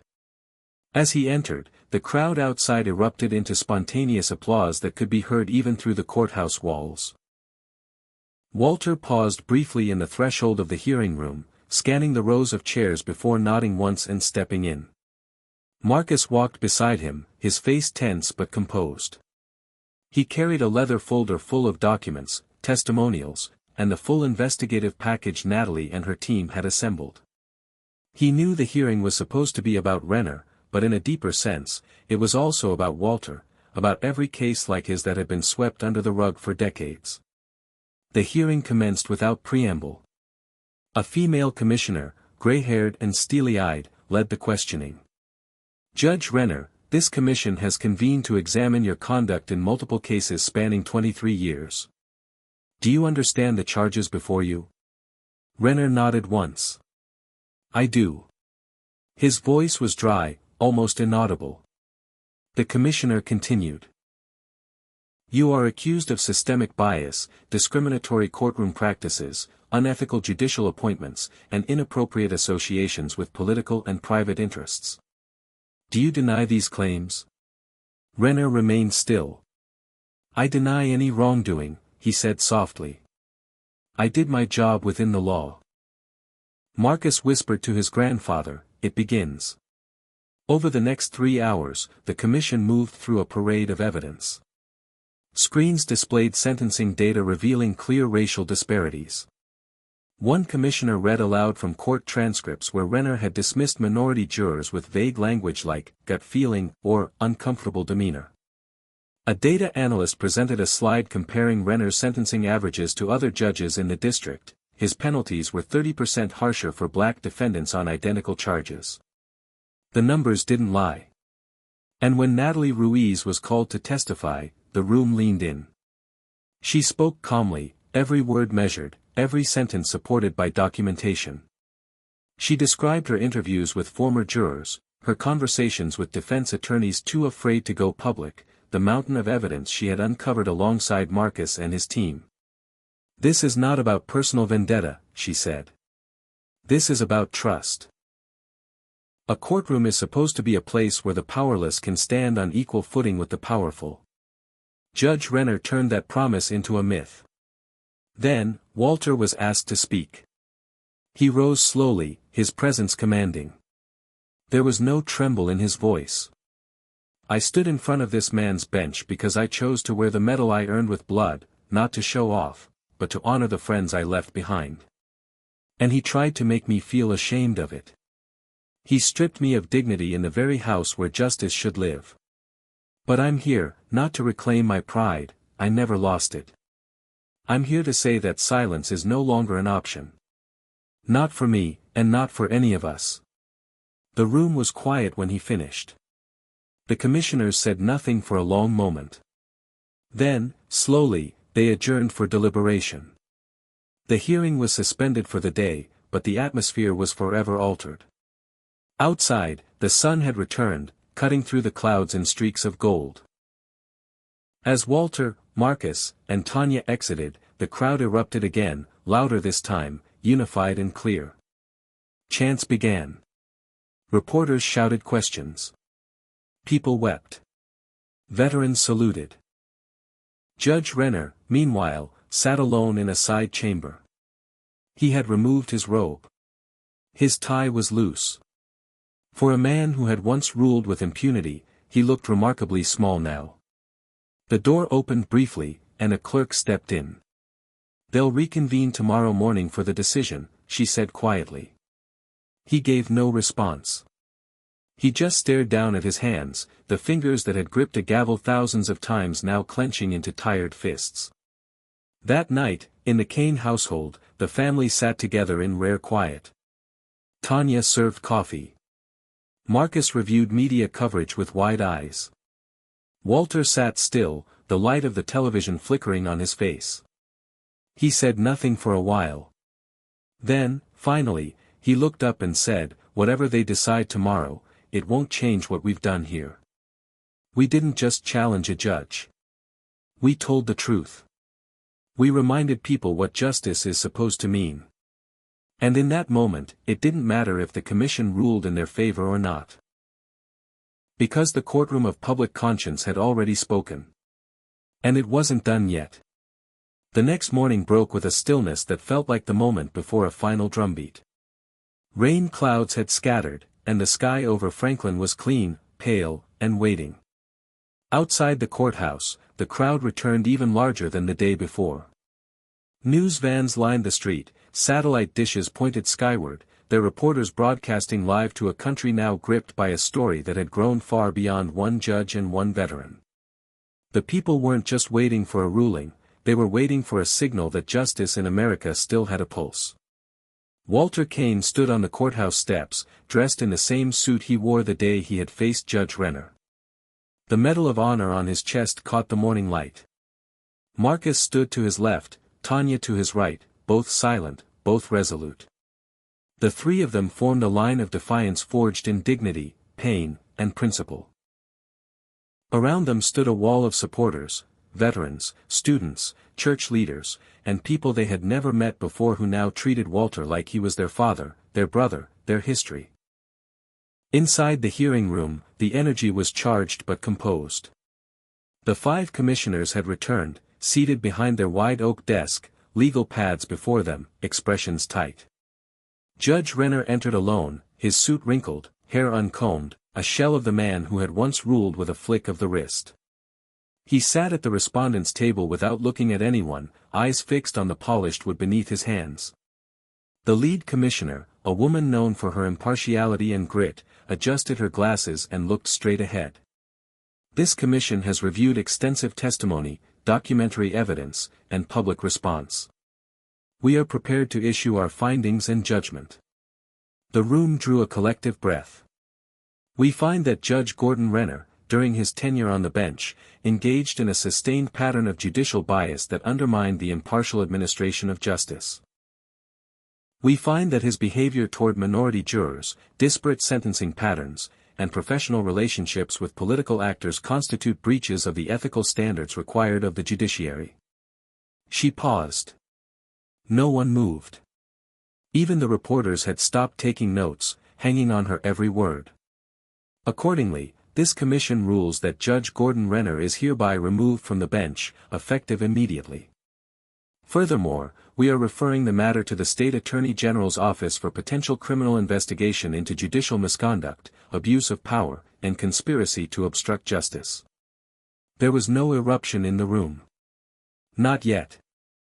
There was only silence, deep, consuming, almost sacred. It took a moment for the weight of the words to fully settle. And then, as if on cue, someone in the back whispered, "It's done." That whisper became a murmur, the murmur a swell, and the swell a wave of applause that the bailiff could not, and did not, silence. Walter closed his eyes briefly, letting the sound wash over him.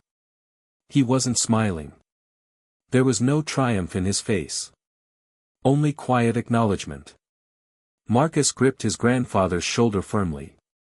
Tanya exhaled a long-held breath and wiped her eyes without shame. Judge Renner remained seated. He didn't speak. He didn't move.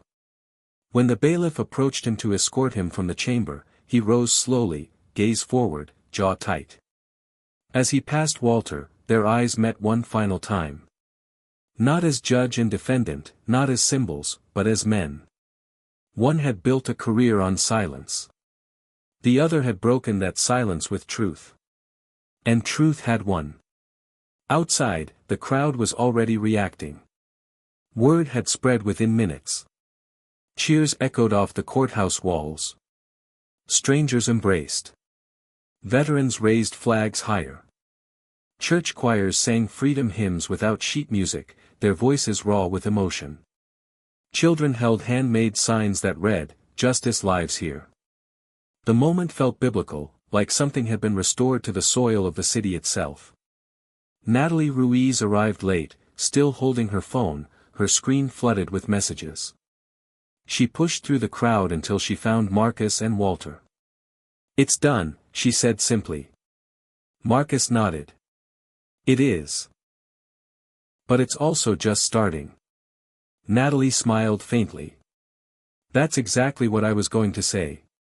A few yards away, Desmond Avery stood quietly with several community leaders. His phone buzzed with calls from journalists and political organizers. He didn't answer any of them. He was watching Walter Kane. Watching what happened when a man refused to yield to injustice. Watching the birth of something new. In the midst of the celebration, a young man approached Walter. He couldn't have been more than 19. He wore a faded hoodie, his eyes tired but burning with urgency.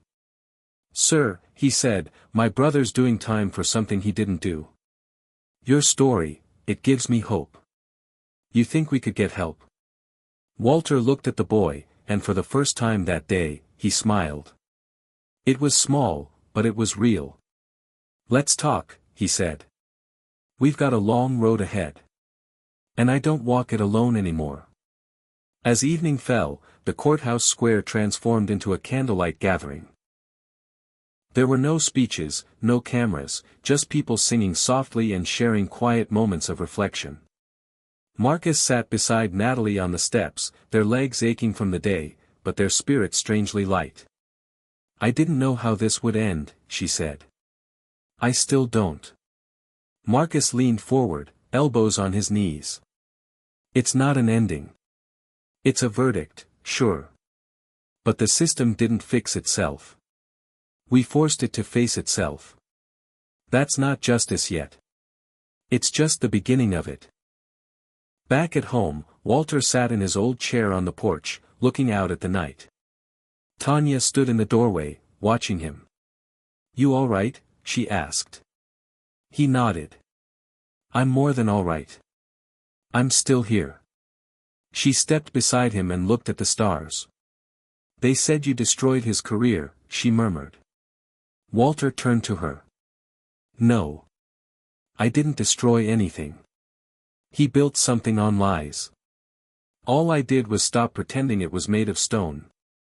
And as the stars blinked overhead and the courthouse lights dimmed for the night, Franklin exhaled the breath it had been holding for years. Justice had taken a step forward. Small. Fragile. But unmistakable. And that step had a name, Walter Kane. 3 days after the verdict, the rhythm of Franklin began to shift, like a city slowly waking from a long, uneasy sleep. The courthouse no longer loomed as a symbol of silent fear but now stood as a reminder of what could happen when truth refused to bow. Though the banners had come down and the crowd had thinned, something lingered in the air, an echo of resistance, a memory of unity that wouldn't fade. The country hadn't moved on. If anything, it had turned its eyes even more firmly toward Walter Kane. Walter sat in the small office Marcus had converted inside their home. Boxes of letters surrounded him, some handwritten, some typed, others drawn in crayon by children who barely understood what he'd endured, but somehow knew he had done something brave. They came from veterans, from inmates, from mothers whose sons had been caught in the wheels of the justice system and ground down to dust. Walter read each one slowly, carefully, as if each envelope carried not just words but pieces of broken lives asking to be put back together. Marcus entered the room, holding a phone. "It's CNN again," he said, raising an eyebrow. "They want you for a town hall next week." Then CBS called, "They're asking if you'll sit with Norah O'Donnell. And there's a podcast request from a group that helps wrongly incarcerated vets. They want to make you their keynote speaker for Veterans Day." Walter didn't look up. "Tell them all I'll think about it. Right now I've got work to do here." He tapped the stack of letters beside him. These people didn't write to a media figure. They wrote to someone who understands. Marcus sat beside him. "I know, Grandpa. I just think, your voice could carry a lot further now. You could change even more lives." Walter finally looked at him. "Change doesn't come from microphones. It comes from showing up when it's hard, when no one's listening. You don't light a fire by shouting at the dark. You do it by striking something real. Meanwhile, across town, Natalie Ruiz met with her editor in the corner booth of a quiet cafe. She sipped her coffee and listened as he read her newest draft. "You're pivoting from reporting the scandal to organizing a follow-up series on veteran mistreatment," he said, looking up. "You're sure about this?" Natalie nodded. "The story isn't over just because Renner was removed. He was a symptom, not the cause. There's more: judges like him, unchecked prosecutors, public defenders with caseloads they can't carry. And veterans like Walter still being punished for surviving wars the rest of us forgot." The editor nodded slowly. "It's powerful. You have the green light." That night, Natalie sat in her apartment rereading Walter's testimony from the hearing. She played the recording again, his voice steady but worn, each word deliberate. She paused the video at a frame where Walter looked directly at the commissioners, eyes weathered but defiant, and printed the image. She pinned it to her corkboard. Below it, she wrote a note: "Courage is the quiet refusal to break." At the same time, in a glass-paneled boardroom hundreds of miles away, Vernon Hale stood before a screen displaying graphs, maps, and headlines. His empire was under siege. Several of his contracts were frozen pending ethics investigations. His connections to political operatives were now part of a formal inquiry. He slammed a folder shut. "I told Renner to bury that man," he muttered. One of his advisors shifted uncomfortably. "We underestimated the fallout. The Kane story has become a symbol. It's making people look too closely." Hale turned slowly. "Then we shift the story. Find something else to focus the public on. Something bigger. A new distraction." But the Kane story wouldn't fade. In a high school auditorium in a neighboring city, Walter stood behind a podium in front of hundreds of teenagers. He didn't give a speech. He told a story. About a courtroom, about silence, about what happens when you let fear decide who gets heard. When he finished, there was no applause at first. Just stillness.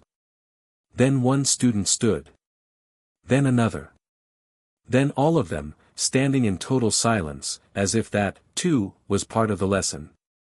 Later, in the parking lot, a young girl approached him with tears in her eyes.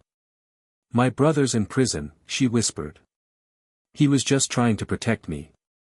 But the judge, he didn't even let him speak.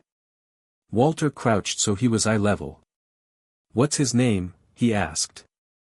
She told him. He handed her a card. "Have your family reach out to this number. We'll look into it." She nodded, eyes wide.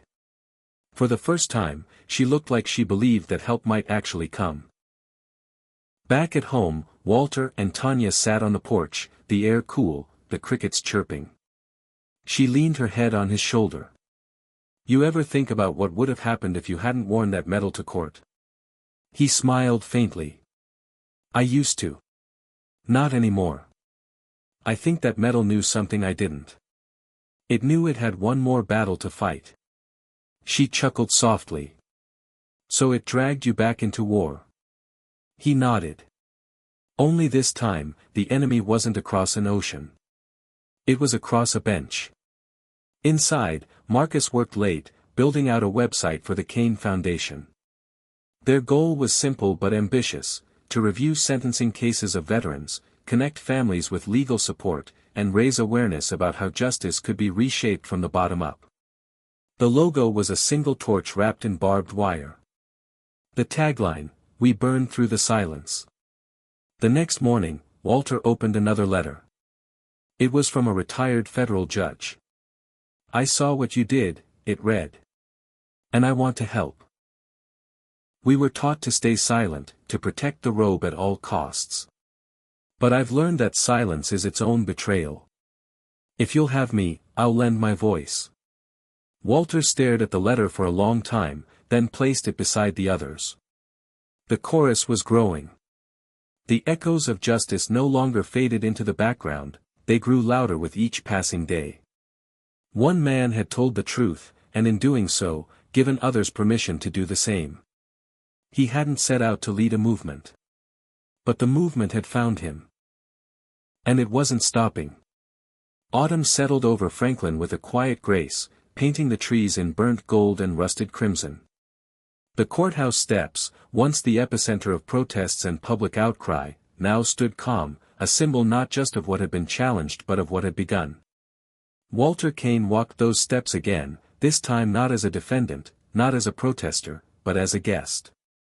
Inside, a civic panel had invited him to speak before a new community oversight committee, one formed in direct response to the Renner scandal. As he entered the rotunda, custodians, clerks, and young interns nodded respectfully, their eyes filled with something deeper than curiosity, reverence. He was no longer the man they whispered about. He was the man whose courage they remembered. In the chamber, the seats were packed. Local officials, city lawyers, young community organizers, even faith leaders filled the room. The chairman introduced Walter without flourish, simply stating, "Today, we're honored to be guided by a man whose silence was mistaken for surrender, until he chose to speak." Walter rose, slowly but steadily, and approached the microphone. He wasn't dressed for drama. His suit was simple. His expression was calm. But when he looked into the crowd, his eyes carried the weight of generations. "I don't stand here as a politician," he began, "and I'm not a symbol. I'm just a man who wore a medal into a courtroom and was told it didn't belong. But that medal didn't start this. In truth, it's just an object. It can't speak, can't fight. It only reflects what we choose to remember. And sometimes what we're told to forget." He paused, letting his words settle. "I was told I had no right to wear something that reminded people I once fought for this country. That my story was disruptive. But what I learned is this: our country doesn't just need heroes in war. It needs truth-tellers in peace. It needs us to stop pretending the justice system is just, simply because it has a flag above it." Murmurs of agreement echoed through the room. Walter continued. "The real work isn't in removing one bad judge. It's in looking at the rooms where silence was rewarded and asking, why? It's in teaching our young people that their voice matters before it's taken away. And it's in remembering that medals don't make heroes. Choices do." Afterward, as the crowd rose in a standing ovation, Walter quietly stepped away, exiting through a side door into the cool air. Tanya was waiting for him beside the car, her arms folded, a soft smile on her lips. "You didn't cry this time," she teased. He shrugged. "Didn't need to. They already understood." That evening, Walter received a package in the mail. No return address, just his name typed on the label. Inside was a small box and a note written in elegant cursive. "I wore this when I thought my silence made me noble. I was wrong. You showed me what real courage is. Let this medal mean something again." Inside the box was a judge's commendation pin, the kind awarded for integrity in service.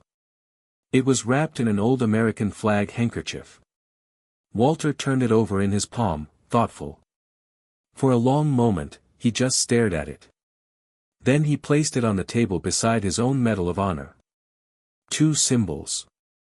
One earned in war. One surrendered in shame. Now sitting side by side, reclaimed. Meanwhile, Marcus was deep in the final stages of launching the Kane Foundation's national outreach.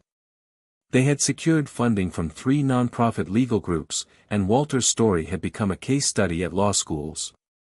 A documentary team had even approached them for a limited series, but Marcus was cautious. "This isn't about making my grandfather a celebrity," he said in every meeting. "It's about ensuring no one like him is ever told again to take off what they earned."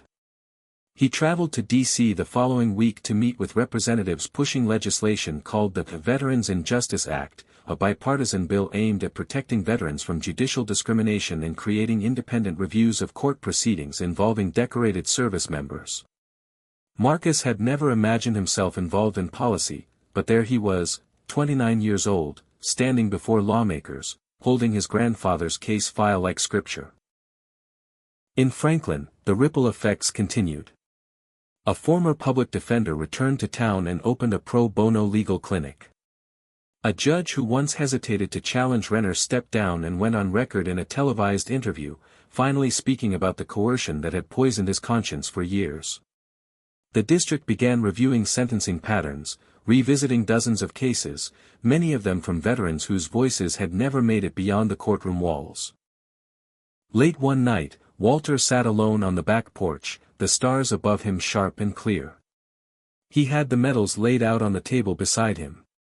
The one from the battlefield. The one from the courthouse. And the one mailed in secret, wrapped in a flag and remorse. He picked up the latter and held it in the moonlight. "You were hiding," he whispered. "But even hiding places can be sacred if you come back different." The screen door creaked. Tanya stepped out, a blanket draped over one arm and a steaming mug of tea in the other.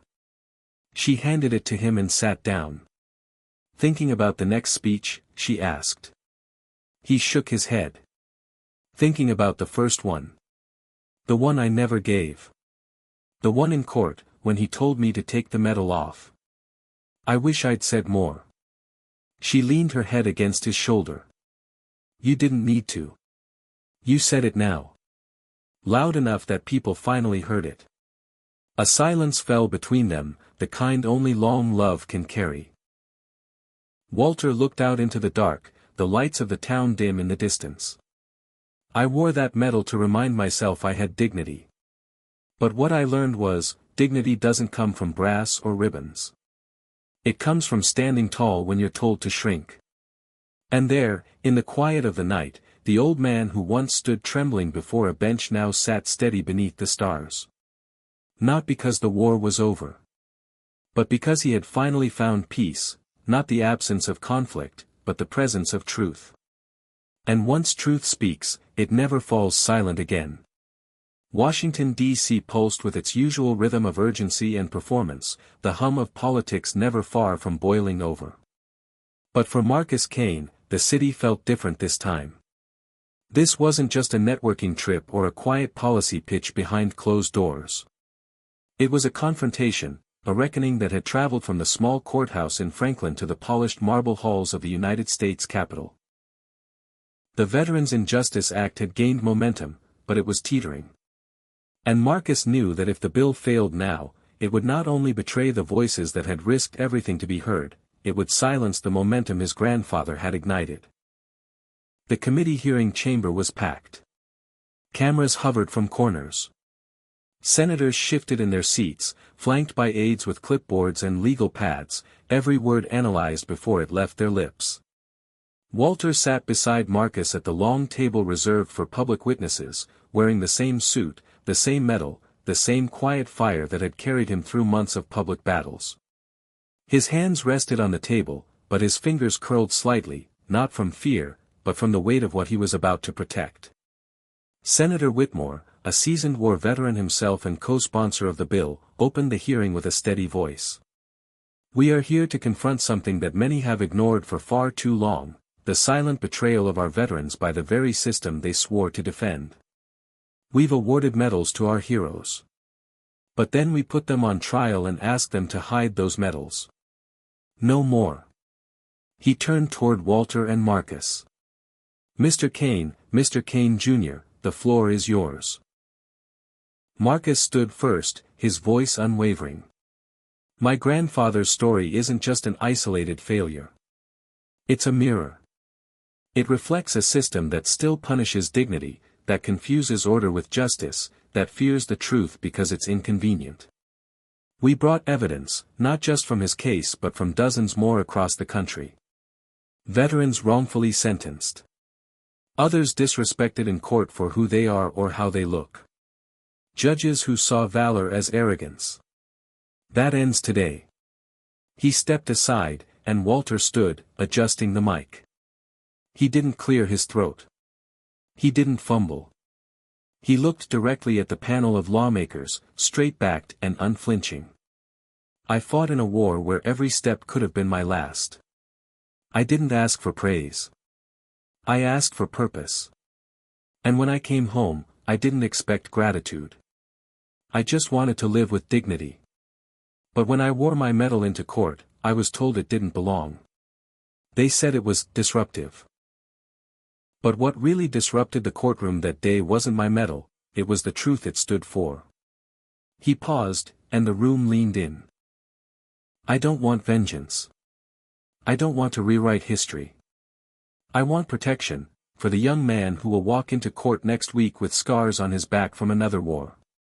For the woman who wore a uniform, got mistreated by her chain of command, and then faced a judge who didn't believe her trauma was real.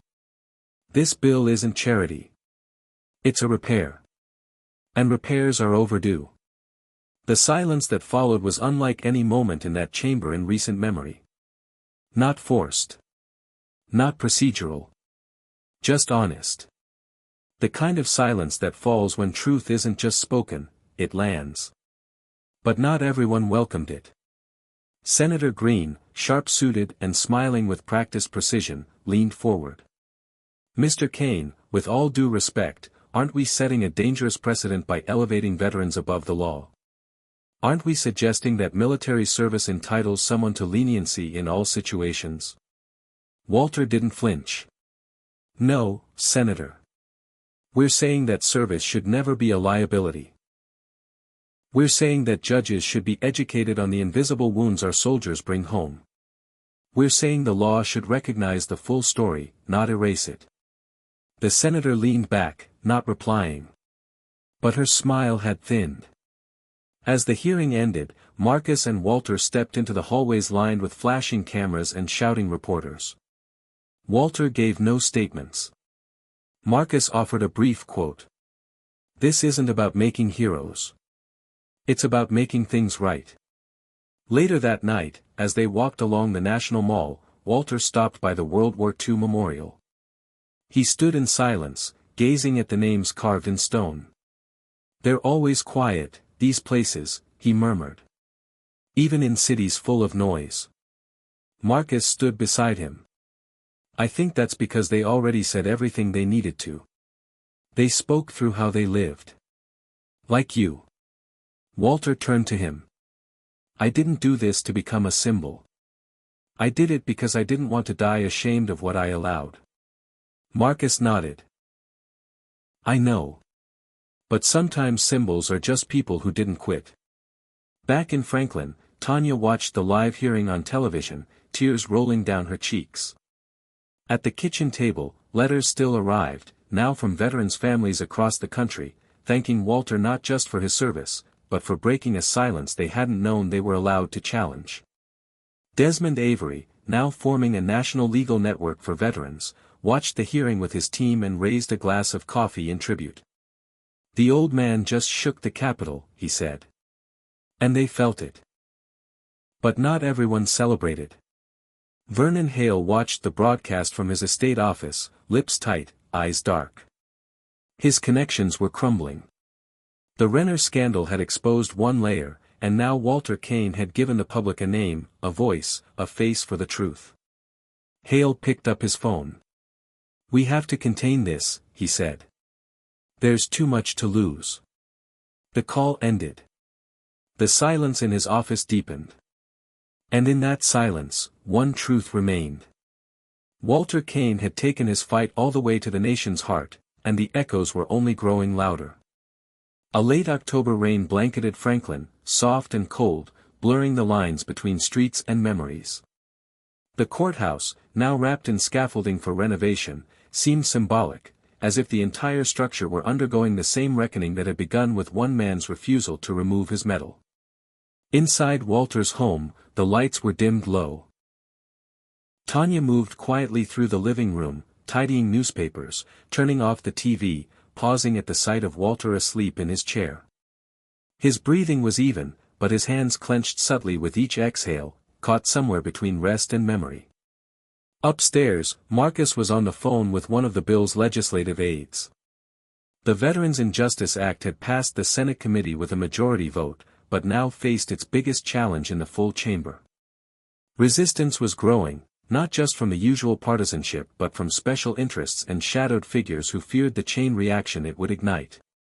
They're lobbying hard against it, the aide warned. Some groups are pushing the idea that this opens the floodgates. That if veterans get special legal review, other groups will demand the same. Marcus ran a hand over his face. We're not asking for immunity. We're asking for understanding. And for truth to be part of the process.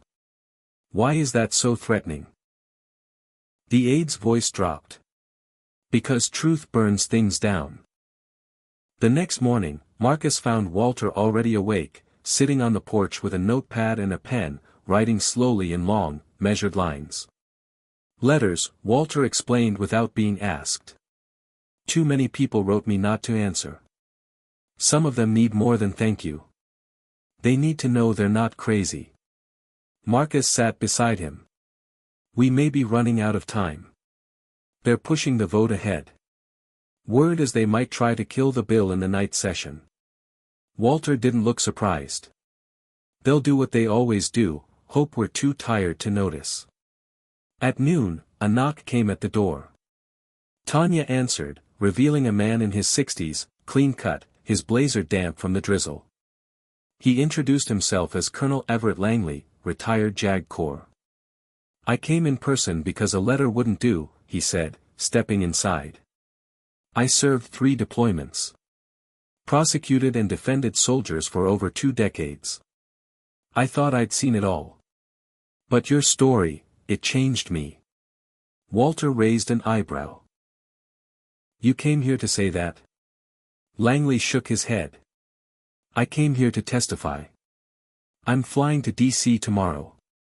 I called in every favor I had. You need reinforcements. That night, Marcus sent out a message to their entire contact network, lawyers, veterans associations, student organizers, former judges. Within 48 hours, a movement reignited. Social media erupted with hashtags demanding the bill's passage. Retired generals wrote op-eds, veterans from every state flooded Senate offices with calls and letters. A candlelight vigil formed in front of the Capitol, a line of silent figures in uniform, holding signs that simply read, "We fought for you. Now fight for us." But Hale was not done. In a private suite in a D.C. hotel, he met with 3 lobbyists, all working through intermediaries for judicial organizations terrified of oversight. We can't let them reframe this as a moral crusade, he said coldly. We need to smear the name. Find something. Anything. One of them hesitated. Walter Kane's record is spotless. He never even had a parking ticket. The grandson, Marcus, he's clean too. Hale narrowed his eyes. Then fabricate something. If truth wins this battle, we're finished. Days later, a fake news story began circulating on fringe outlets. It accused Marcus of mishandling funds for the foundation. The story cited no sources, used photos out of context, and relied on anonymous claims. But the damage started quickly. Conservative commentators picked it up. The foundation's donations dipped. The Kane family received threats. Marcus confronted his grandfather. They're trying to silence us by smearing me now. I should back off. Walter stood slowly, walked to the mantel, and picked up a framed photo of himself in uniform. Do you think I fought so you could run when it got hard? He asked, voice low. You carry my name. And that means you carry my courage too. Natalie Ruiz published a thorough debunking of the smear within 24 hours, exposing the source of the misinformation and tracing it back to an unregistered shell company linked to Hale's allies. Her article hit like a lightning strike. Public anger surged. Protesters outside Hale's offices demanded accountability. The press turned its eye toward the political sabotage with renewed fury. And through it all, Walter never flinched. Truth, he said to anyone who asked, has a habit of surviving lies.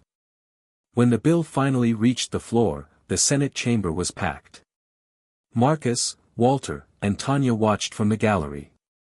Senator Whitmore rose, his voice clear. We vote today not just on policy, but on conscience.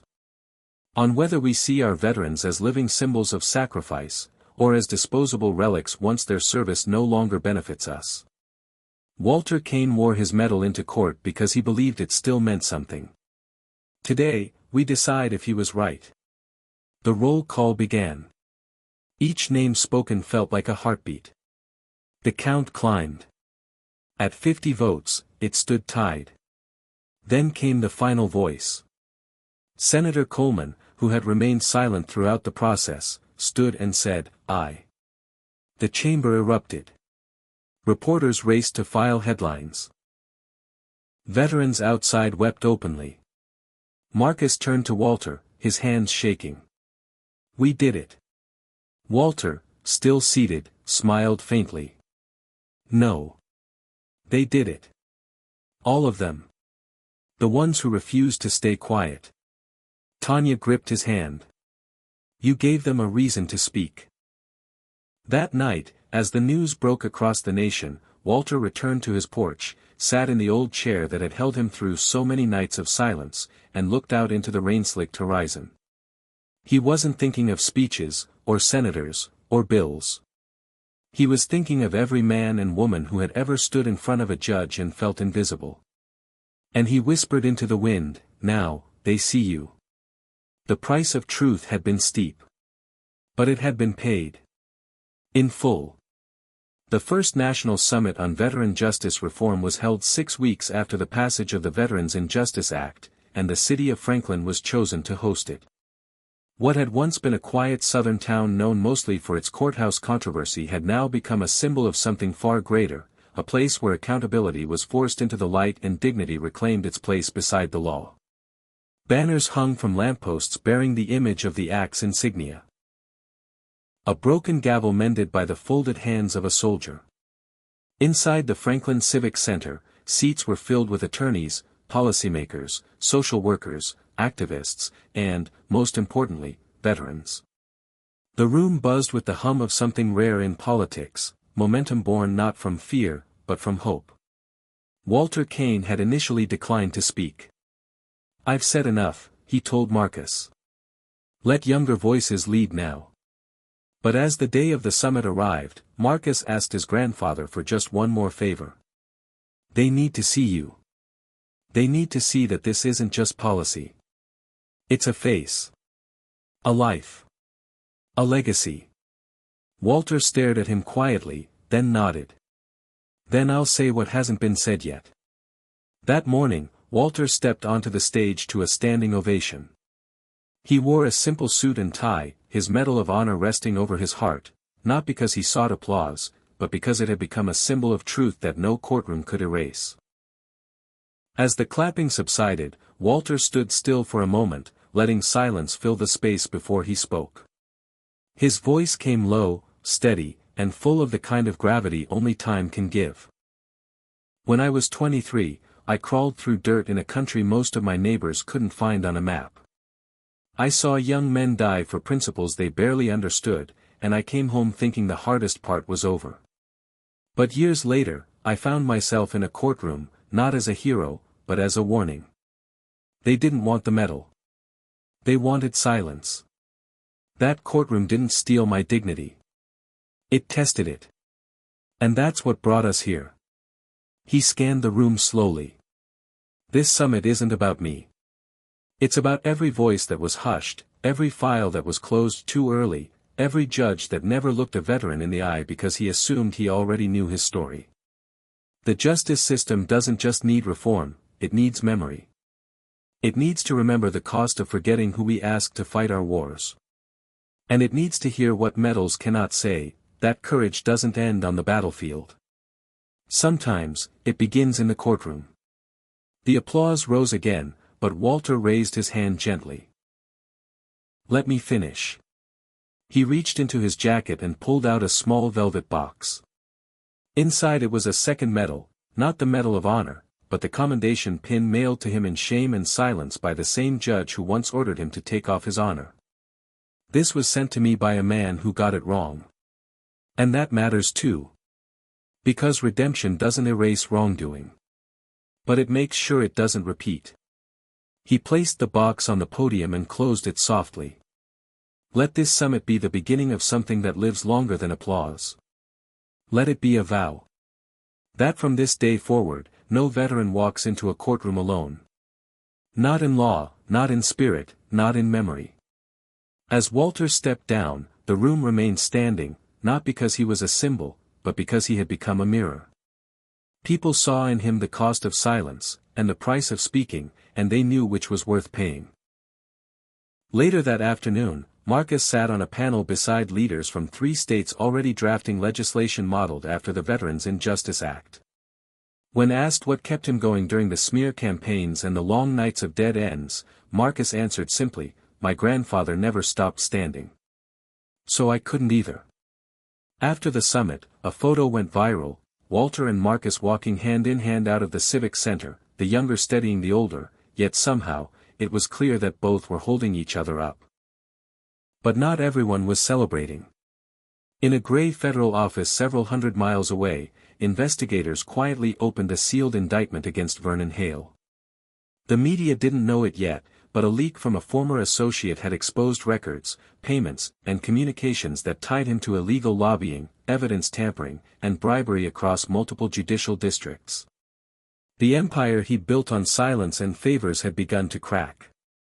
Agents began serving subpoenas, not with press conferences, but with the calm professionalism of people who knew their target had once believed himself untouchable. Meanwhile, Tanya received a call from a retired colonel who ran a hospice for aging veterans. He had read Walter's speech and wanted permission to play the recording during their weekly circle. "They don't talk much anymore," he said. "But I think hearing from someone who still wears his truth might open something inside them." Tanya agreed. That night, Walter's words played on an old speaker in a quiet room where forgotten soldiers sat in wheelchairs, tears rolling down faces that had long since hardened against the world. And one by one, they began to speak. In Franklin, the Cain Foundation received enough donations to expand to 6 new states. Law students lined up to intern. Young veterans applied to become legal advocates.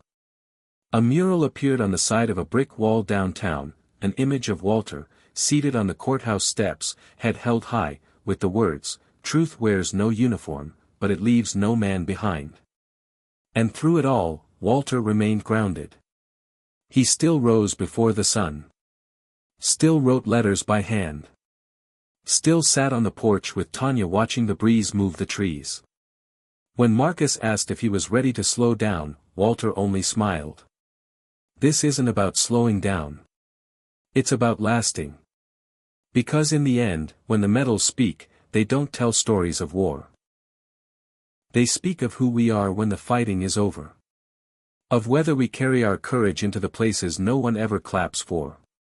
Of whether we honor the living with the same reverence we give the fallen. And if we do, then maybe, just maybe, the justice we fight for won't end in the courtroom. It will begin there." The courthouse in Franklin had never seen a morning like this. The building itself had been restored, its facade cleaned, its steps widened to accommodate the new accessibility ramps. Inside, the benches had been refinished, the lights brighter, the seal above the judge's bench replaced with a newly inscribed motto, "Justice is the voice of the people."